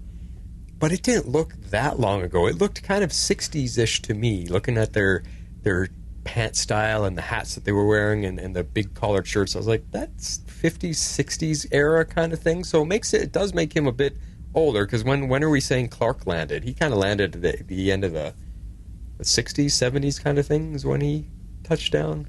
Well, we don't know in this continuity. Maybe we'll get an answer next episode. And you got to also consider that we know that Clark grew at a normal rate as far as developing like other kids, and so, but the issue is, like, I think with the Kryptonians is they are going to, once they maybe reach adulthood, are not going to age as quickly. So it could be that Edge landed earlier, and once he hit adulthood, he's kind of stuck around at that age, a little longer, so he can, he could have been on Earth a lot longer than Kal-El did, but I don't know. Well, that's why I say when I looked at the clothing and you look at the guns they were using, it doesn't look that long ago, which is why I'm guessing 50s, 60s, just. And he does look old. I mean, he's got gray hair, a little wisp of gray hair. So that's why I put him probably in his 50s, where I'm thinking Clark is maybe 30-ish right now, would be my guess. So like you said earlier, Harley, a 20-year gap maybe. But I loved seeing some backstory for him. It really explains why he is the way he is. He wasn't, like you guys said, he wasn't treated well. He was hunted, he was captured, he was tortured and experimented on. I mean, we basically showed him what humans would actually be like in reality. If an alien landed here, that's exactly what we would do to them. That's how we are in reality, which is a shame. We wouldn't be all friendly and loving. We'd do exactly, depending on who captures them. But I saw a post, which I think is actually really interesting. I read an article that this Edge's story is very similar and parallel to the Superman story in the Flashpoint movie. Mm-hmm. Yeah, it is. That Superman crashed in the wrong part of the city and got captured by the government, and he was just kept in the dark and tortured and experimented on his entire life until Flash and Batman comes and free him and allow him to get some sun. And so I was like, ooh, that's actually really cool. But I got a question here. You were talking about developing their powers and stuff. Like, he at 8 years old, he lands in his ship, and the first guy's got a gun pointed on him. He absorbs a little bit of sun, and he blasts his eye beams already. And I just thinking, what? I'm a little confused here, because Clark took years to learn his abilities, to figure out that he could fly, to figure out how to control his strength and his speed, to control his eye beams and all that kind of stuff. It took him years to do that. How does Edge just know immediately? And same with all the other Kryptonians. I can't remember if I have this point later, but I'm just going to say it now. All these people that are they're full-on adult humans, and they get a Kryptonian soul put on them. They're there for a couple days, and Edge turns on whatever switch he turns on, and they just immediately are as good as Superman. Fly to the sky, shoot eye beams, fly at supersonic speed. How do they not have to go through a learning process or a training process to understand their abilities? I don't get that. Clark had to grow up through it and figure it out. Why do they all just instantly understand or know how to do it? That to me is, again, a bit of a you're rushing it. Don't rush so much of it. I don't know. I mean, we know that from previous stories that Kal-El's parents knew that being on Earth would give him abilities. So that is something that Kryptonians knew. Now, as far as being able to, how you're going to train that, I don't know. I don't know if there was, another Earth, another planet near theirs that had similar abilities to Earth. I don't know. We just don't know in this context of this universe. So I don't know. I don't know how those people have enough willpower or training to do that. I don't know. So yeah, I don't know about them, but as for Edge, I mean, he was older. He knew his planet, and his dad, clearly knew what was going on, and we know that his mom knew all about like Earth and how that would affect Kryptonians. So I think he knew. Now, how he got the ability to practice, I don't know. I mean, maybe he didn't really. I mean, all we see him do is just blast people with his, heat vision, which seems to be one of the first things that tends to come about. I mean, we saw it with Jordan as well. So I think it was more just reactionary in that moment. Okay. Yeah, I could understand that a little bit for sure. Yeah. As far as the others, I don't know. I assume that he's coaching them. Yeah. Could be. I think I do have that as a nitpick later, but we'll touch back on it. I just that the flashback scenes with him was very shades of Brightburn, and I thought, ooh, that's cool that they actually pull on that and give that as Edge's story, which is really cool. What if Superman was evil? That's a really cool question to try to answer. And well, here's Edge exactly the same way, and this is what happens. Yeah. Yeah. So Edge has got a major research doctor on his team to help with the process, and that's that's very interesting. Well, the guy had 3 PhDs in exactly the right areas that you would need for transferring minds from one soul to the next. So I thought, I think they even said that. It's like, oh yeah, he's got the perfect PhDs for that, for a mind transfer. One of the characters said that, and I thought that was pretty funny. Yeah, and we see Edge very upset when the Eradicator device is missing, and we see Lar questioning him and wanting immediately to go after them, but he's he's very, very dark. She always has been.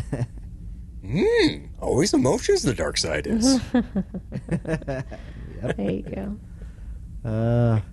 And we see, towards the end, we see Morgan calling out all the subjects to fight Kal-El, and I'm thinking Superman's in trouble.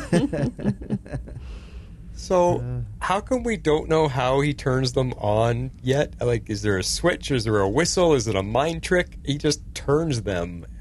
Like, all we hear is a couple times we've heard that little doo-doo-doo-doo thing, and they just change. They haven't explained that, and I don't know if they will now, but they should show us how he can just call them to come alive. That's, I kind of think part of the answer is that he got to choose who to resurrect. Like, I mean, so I think he chose the people who aligned with his father's vision so that they would actually follow him. And their consciousness, we've seen throughout the episode, it's not buried like we thought it was. So I think whenever he sends out a signal that only like a Kryptonian can hear, or, you know, I don't know, he does something that only like a Kryptonian would pick up on. I mean, they just basically take over their host. That's what I think is going on.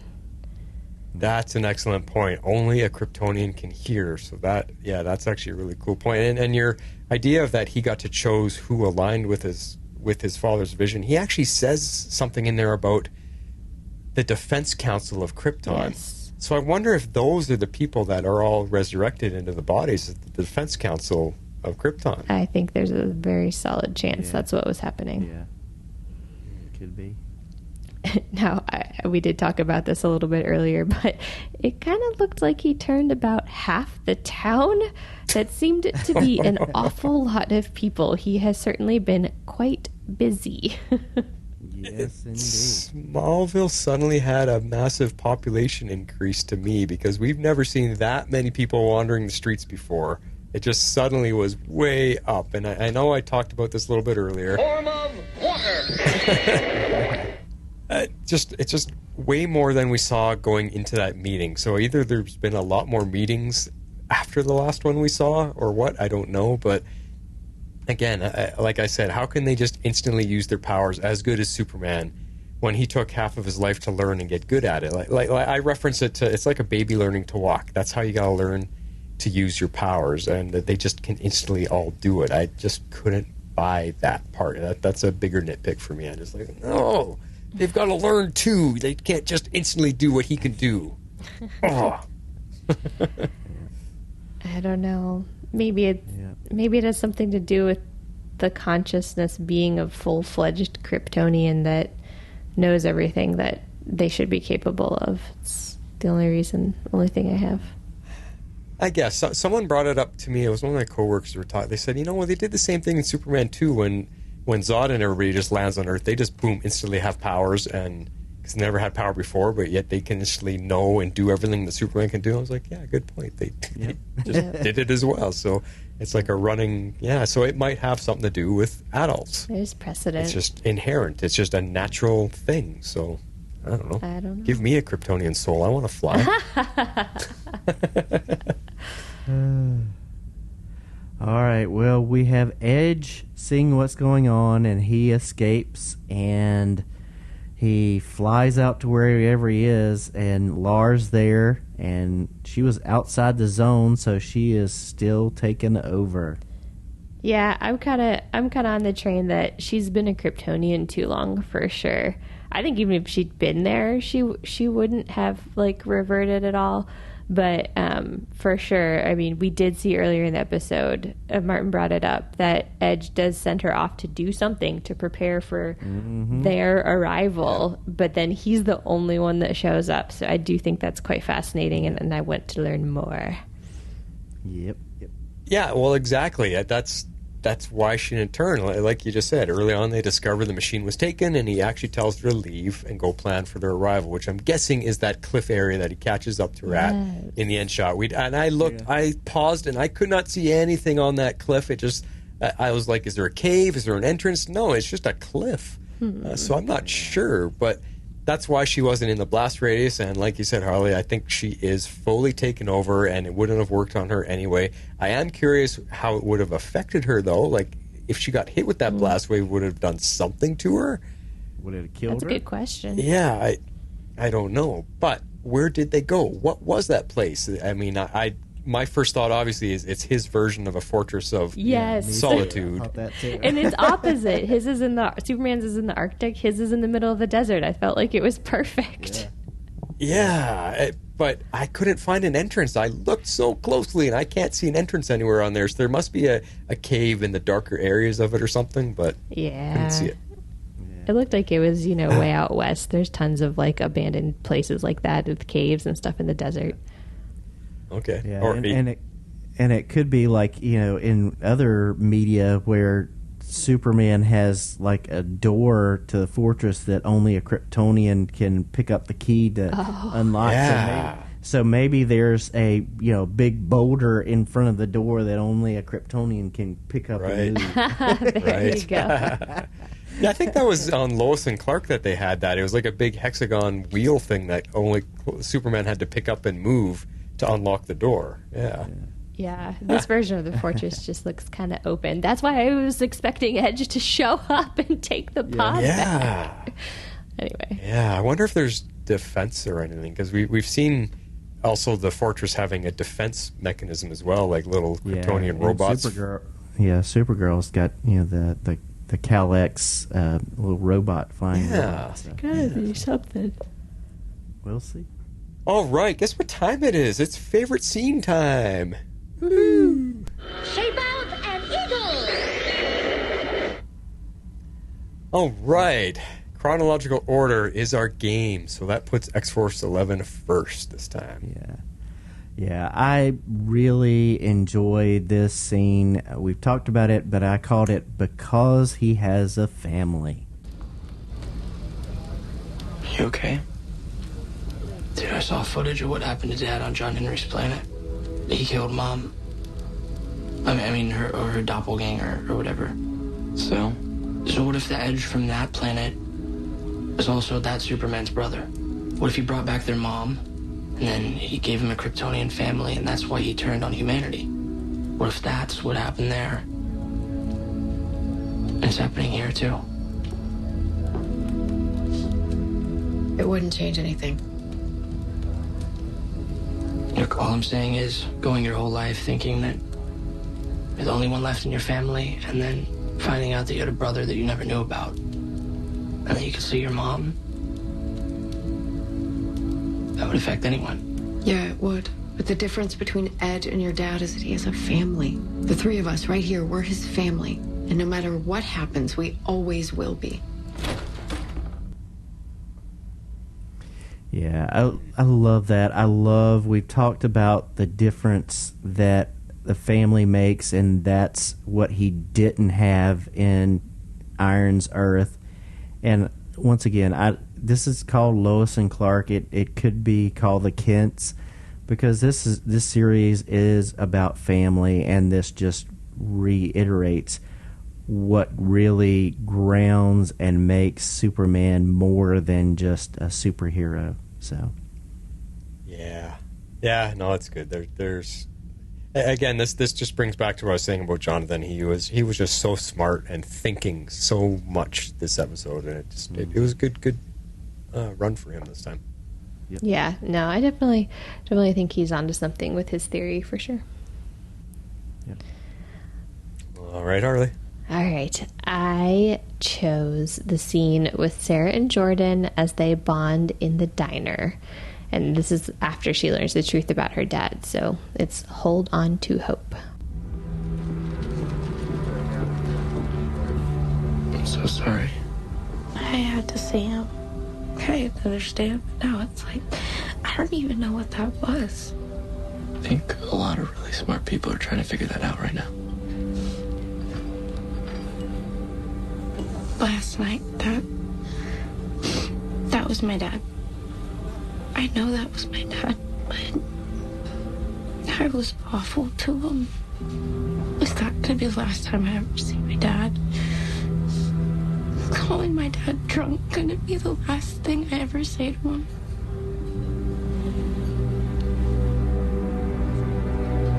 I need him back.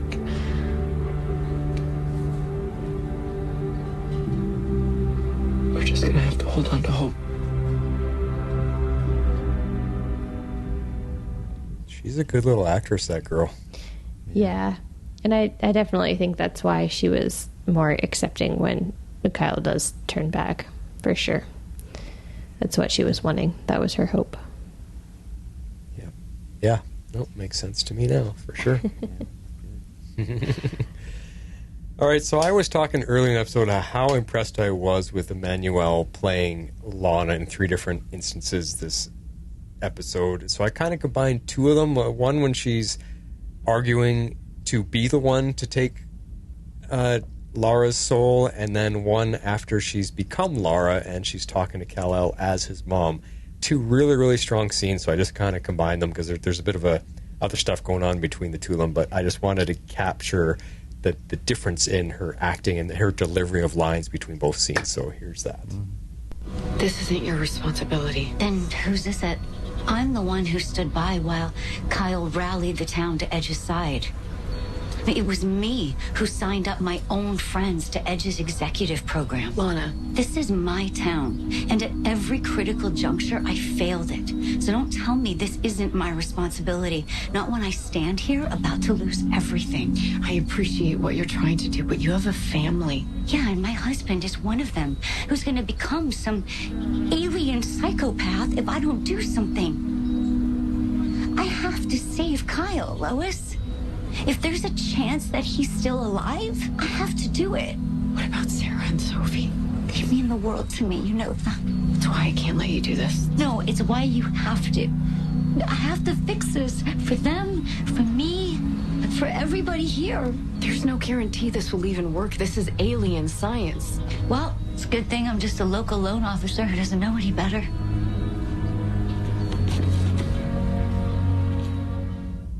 Kryptonians are peaceful people. At least the majority of us. I don't understand. Zeta Rho, my brother. You had another family?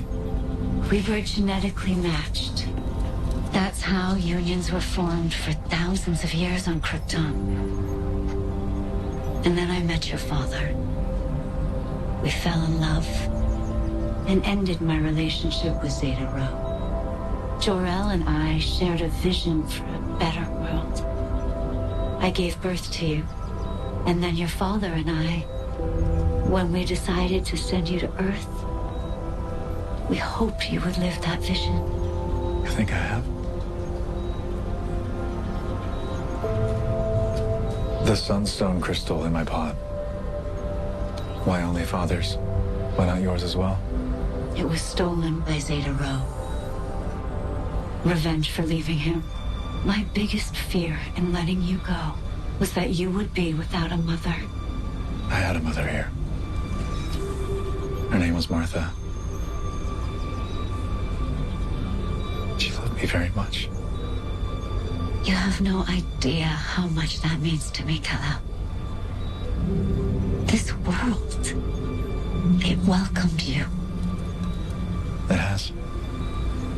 And you found someone. I can tell by how you look at her.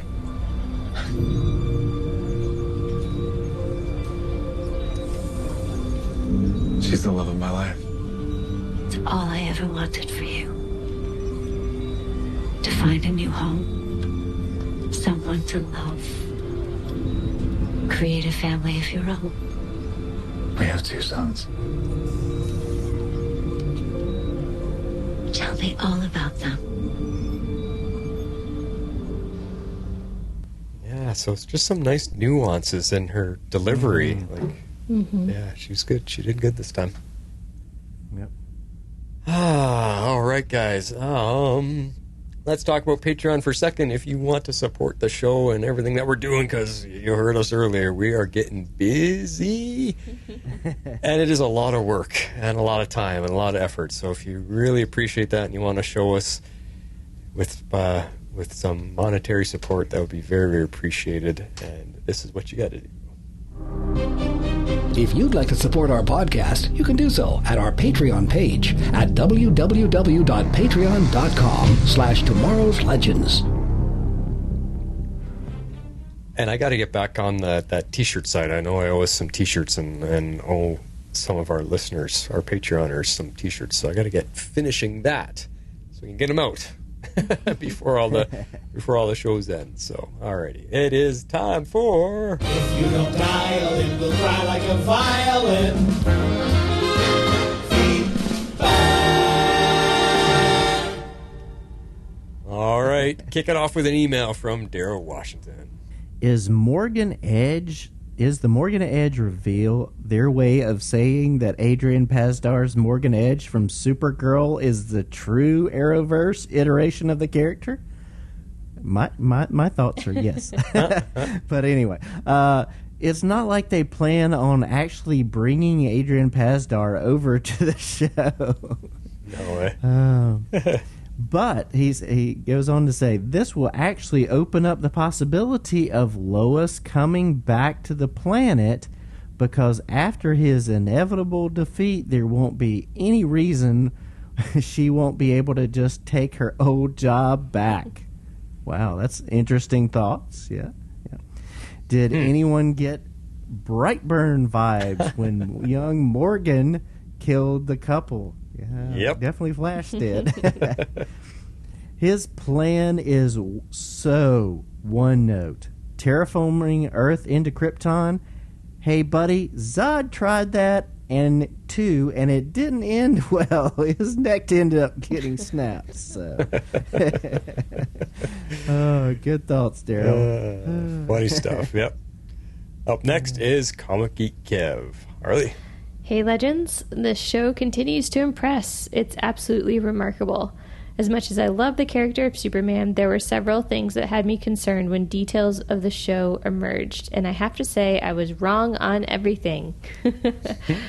Setting the show in Smallville. I didn't understand this move, especially after 10 years of a show of the same name on the same network. I added that part. Wasn't looking forward to small town shenanigans and Freak of the Week stories, but they've managed to create a compelling story arc, pulling out characters like John Henry Irons, Dabney Donovan, and the Eradicator, and making Morgan Edge an actual threat. Sorry, Supergirl, your Edge was a sap. I also wasn't thrilled at more Lana, but they've done a great job of creating a different Lana with her own complex family, who is not a potential love interest for Clark. Giving Clark a whole family. I've never been a huge fan of the versions of John Kent in the comics, except maybe the one on Deceased, the DC Universe, and Zombies. Trust me, it's great. Okay. Didn't know that was a thing. But these characters are so well written and well acted.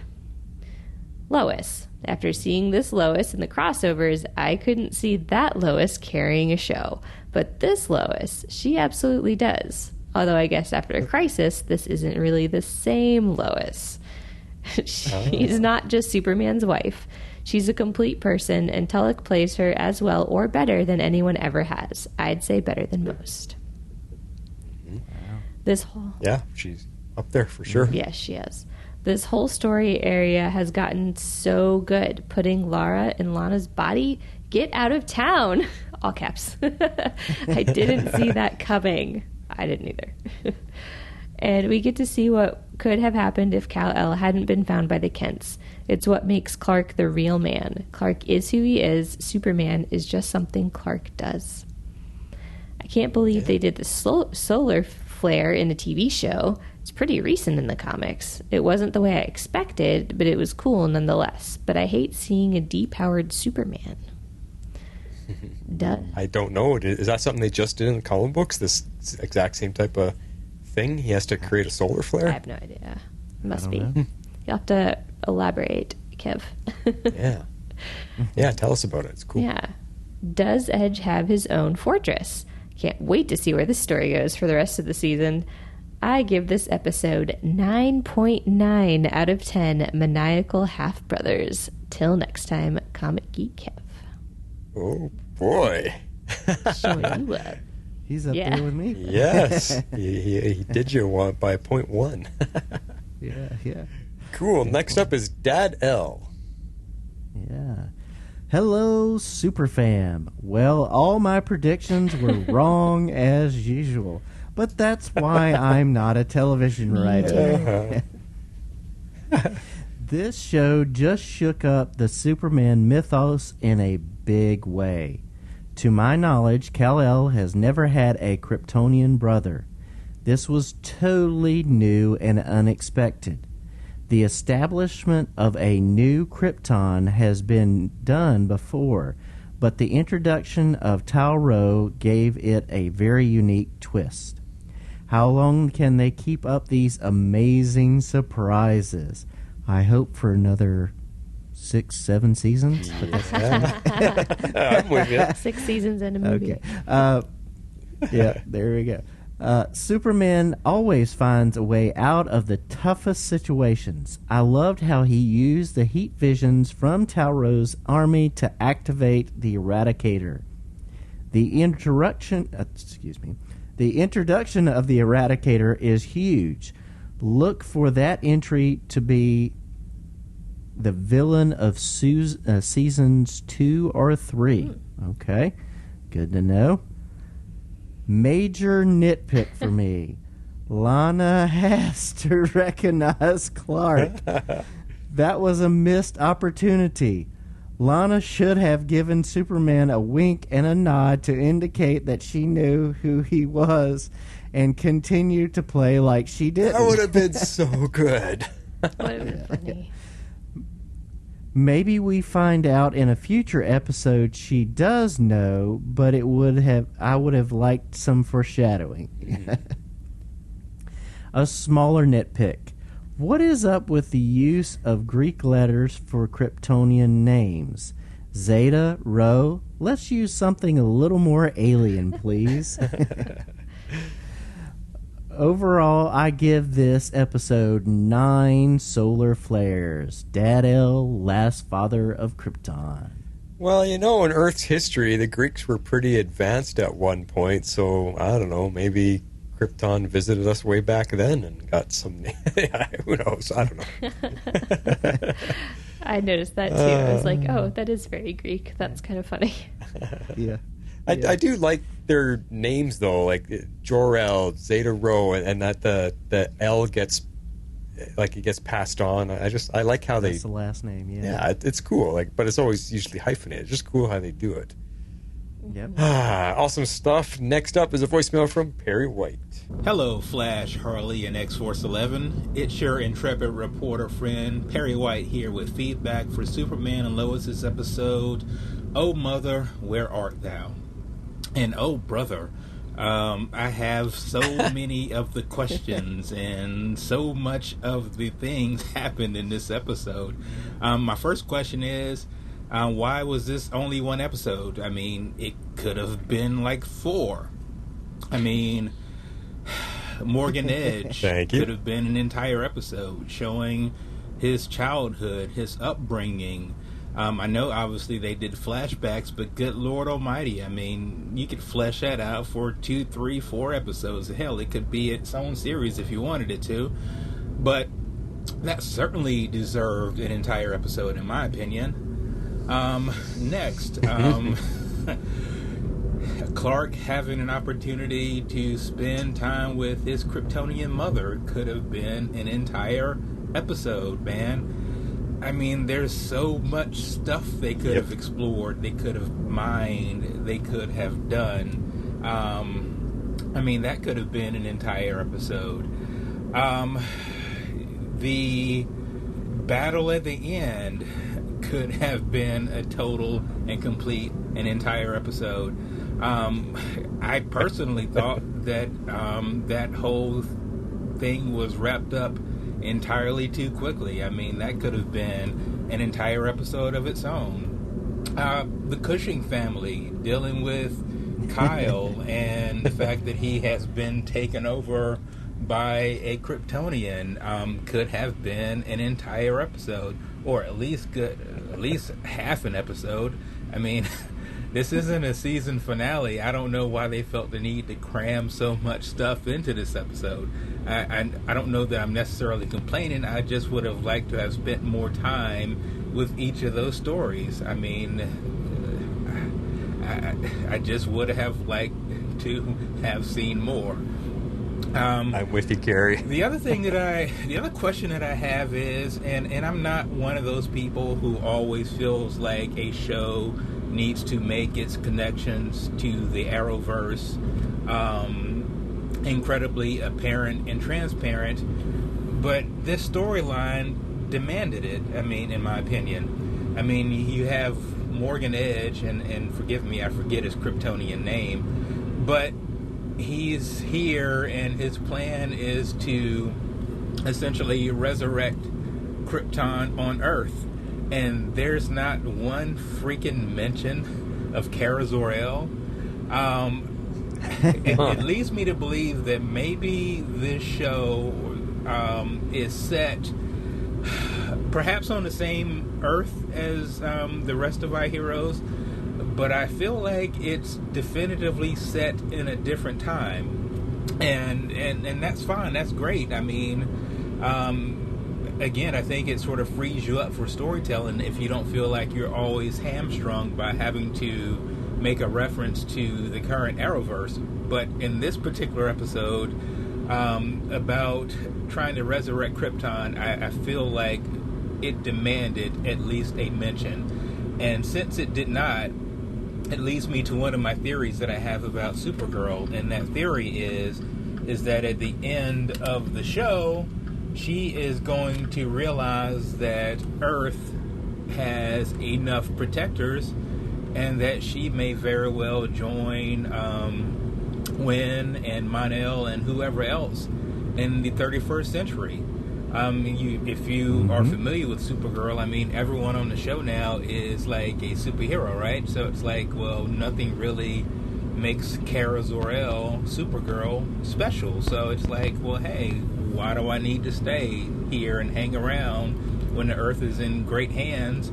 I can just go off into the future and have some new adventures.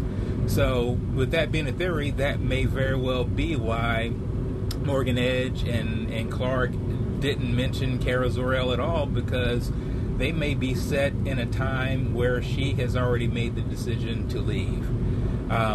That's got to be the only theory, because I just can't imagine a storyline as strong as this one about Krypton not also mention Supergirl. That would just be strange.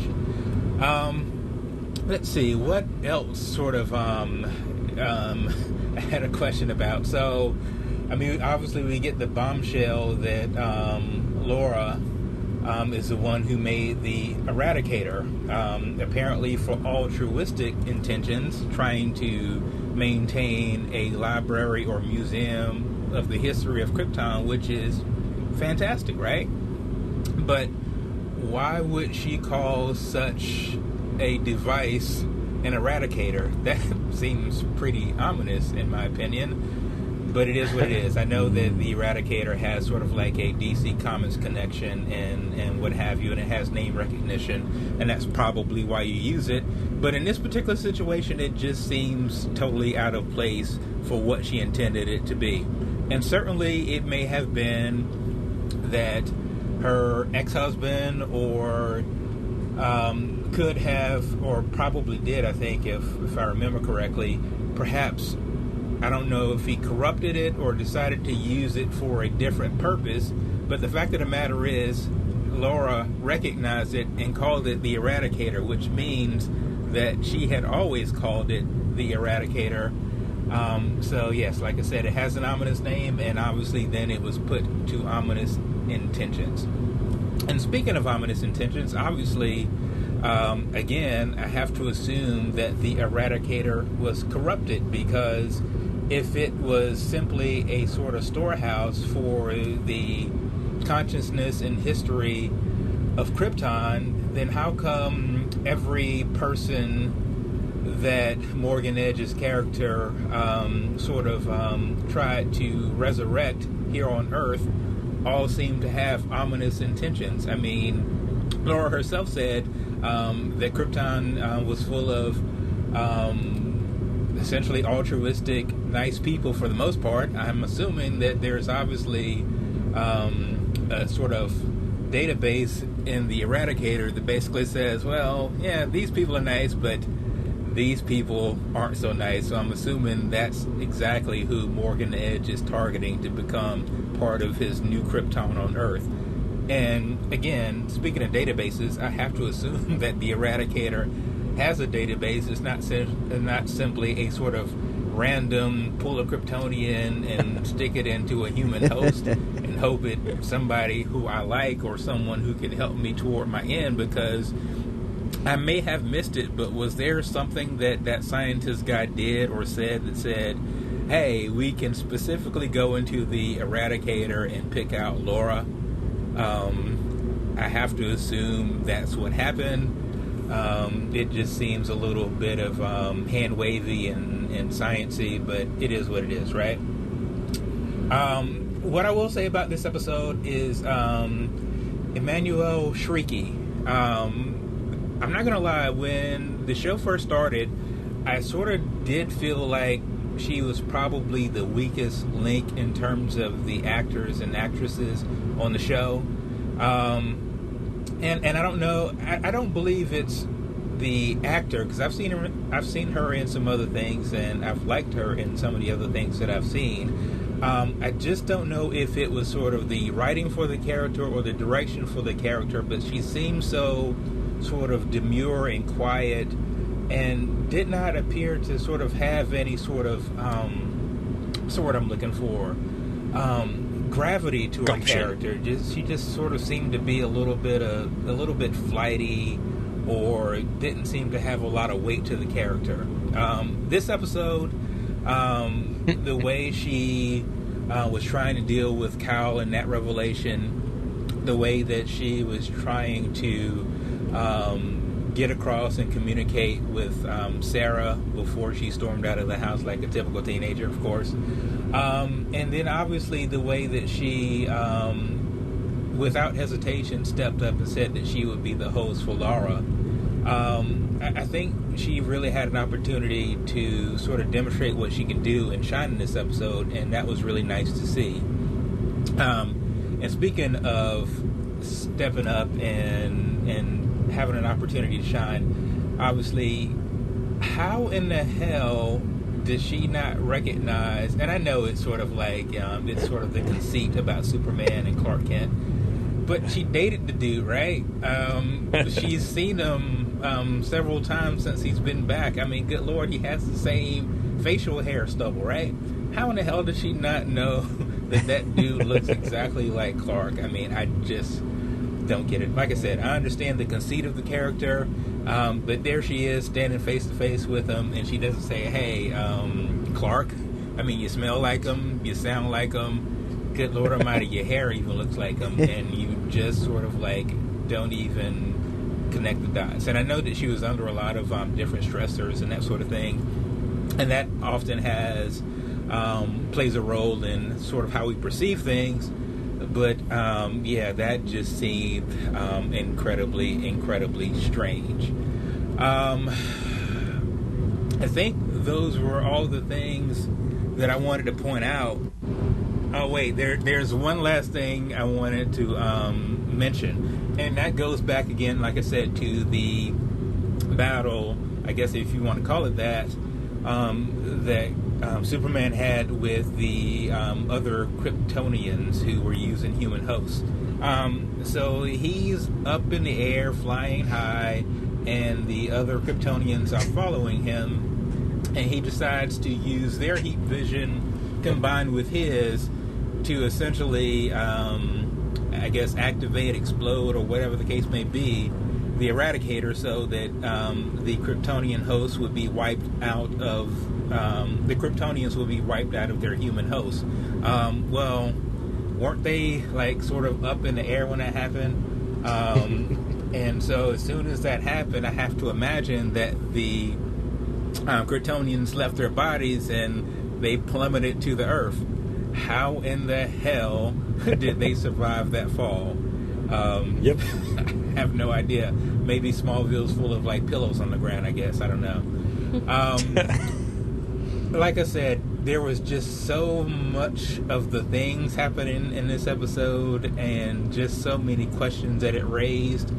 And again, that's not a criticism. That's just pointing out the obvious. If I have to rate this episode, I will probably give it, let's say 8 to 8.5. Let's just stuff all this stuff in a sack out of 10. I had a fun time watching it, and I look forward to hearing what everyone else had to say about this episode. It's Perry White making his deadline one more time, and I plan to keep it up. I'm out. Nobody's holding a kryptonite spear to your head, Carrie. You don't have to rate it, but it's fun when you do. But he was in tune with me tonight. Boy, he asked all the exact same questions. He was a lot more fun about it. I was ranting about it, but he was a lot more fun about it. But he said the exact same things, which is kind of funny. All right, last up is an email from Dreamweaver this week. And she says, "Hello, Superfam. Dreamweaver here with the feedback for Superman and Lois, episode 10. Oh, Mother, Where Art Thou? I'm only giving this one 7 super solar flares out of 10. I'm going to be honest, this was my least favorite episode so far of the season." Ooh, I got 2 friends this week. I thought I was going to be all alone.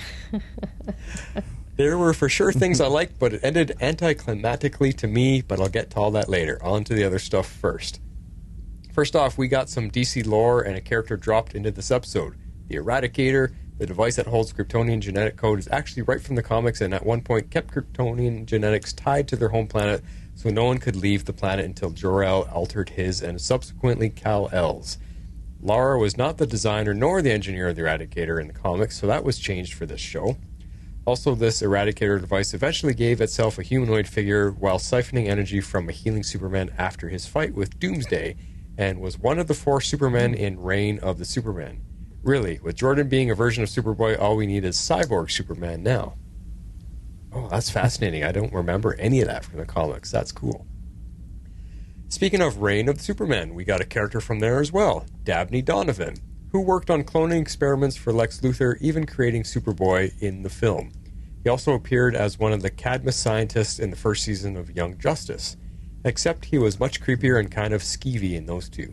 But I'm still so happy that this show is giving us treats like this from the DC lore and continuing with the fun Easter eggs. It makes me happy.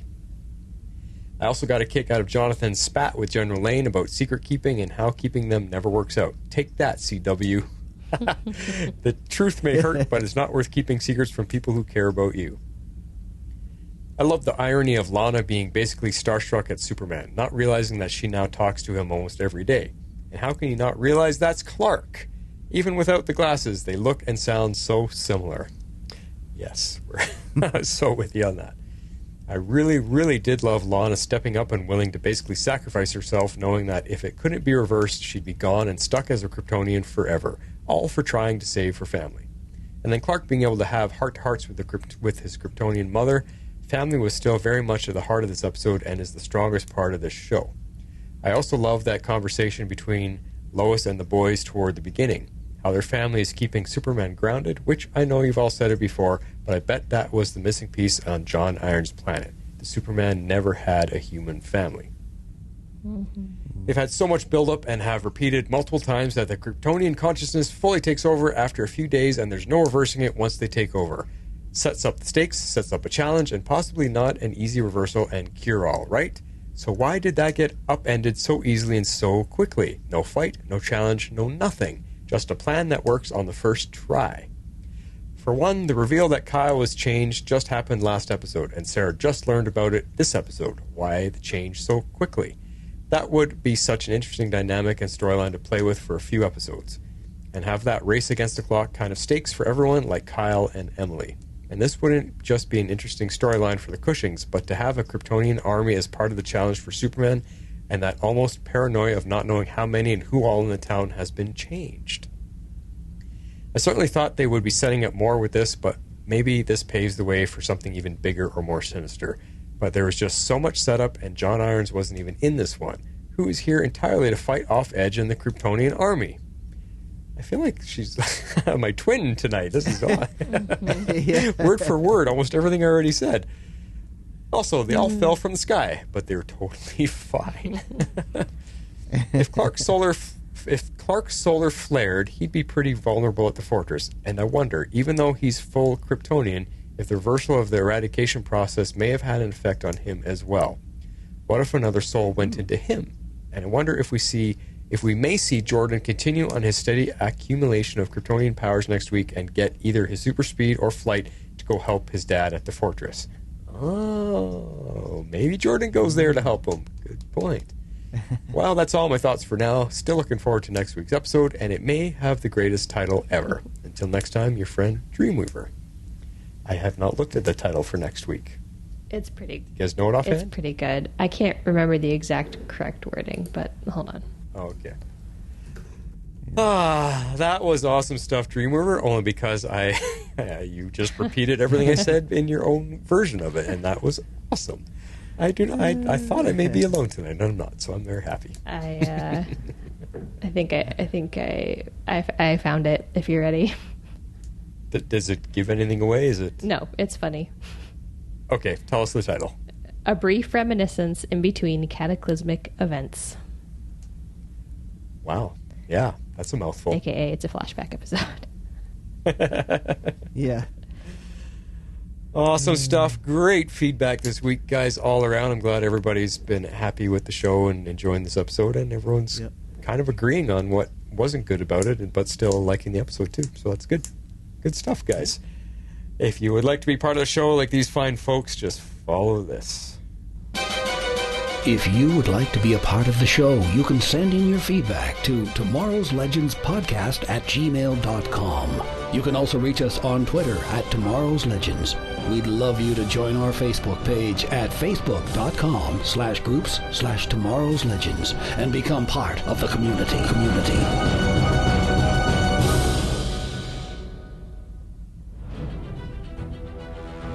Yes, and our community is growing. I love it. I love getting the feedback, and I love people interacting on Facebook, and it's fun. Good stuff, guys, all around. All right, so one more next week, and then a bit of a break. Yep. Yeah. And one more Legends, and then a bit of a break. Yeah, just a week, though, for Legends, I think. A week break for Legends, but a month-long break for Superman or something like that. Okay. We'll get it all figured out. We'll try to figure everything out for you guys behind the scenes and have it all straightened out. And then we'll definitely let you know when Harley is on her last hangout with us for a little while. We may not know that. Yeah, it might come. Yeah. We're in between recordings, so we'll let you know when that happens as well. But everyone wish her the best. Nice and healthy, happy delivery. It's coming soon. That's all I got, guys. Awesome stuff. Everyone have a good rest of your week and a good weekend. This is The Flash signing off. This is Harley Quinn. I'm out. This is X-Force 11. So say we all.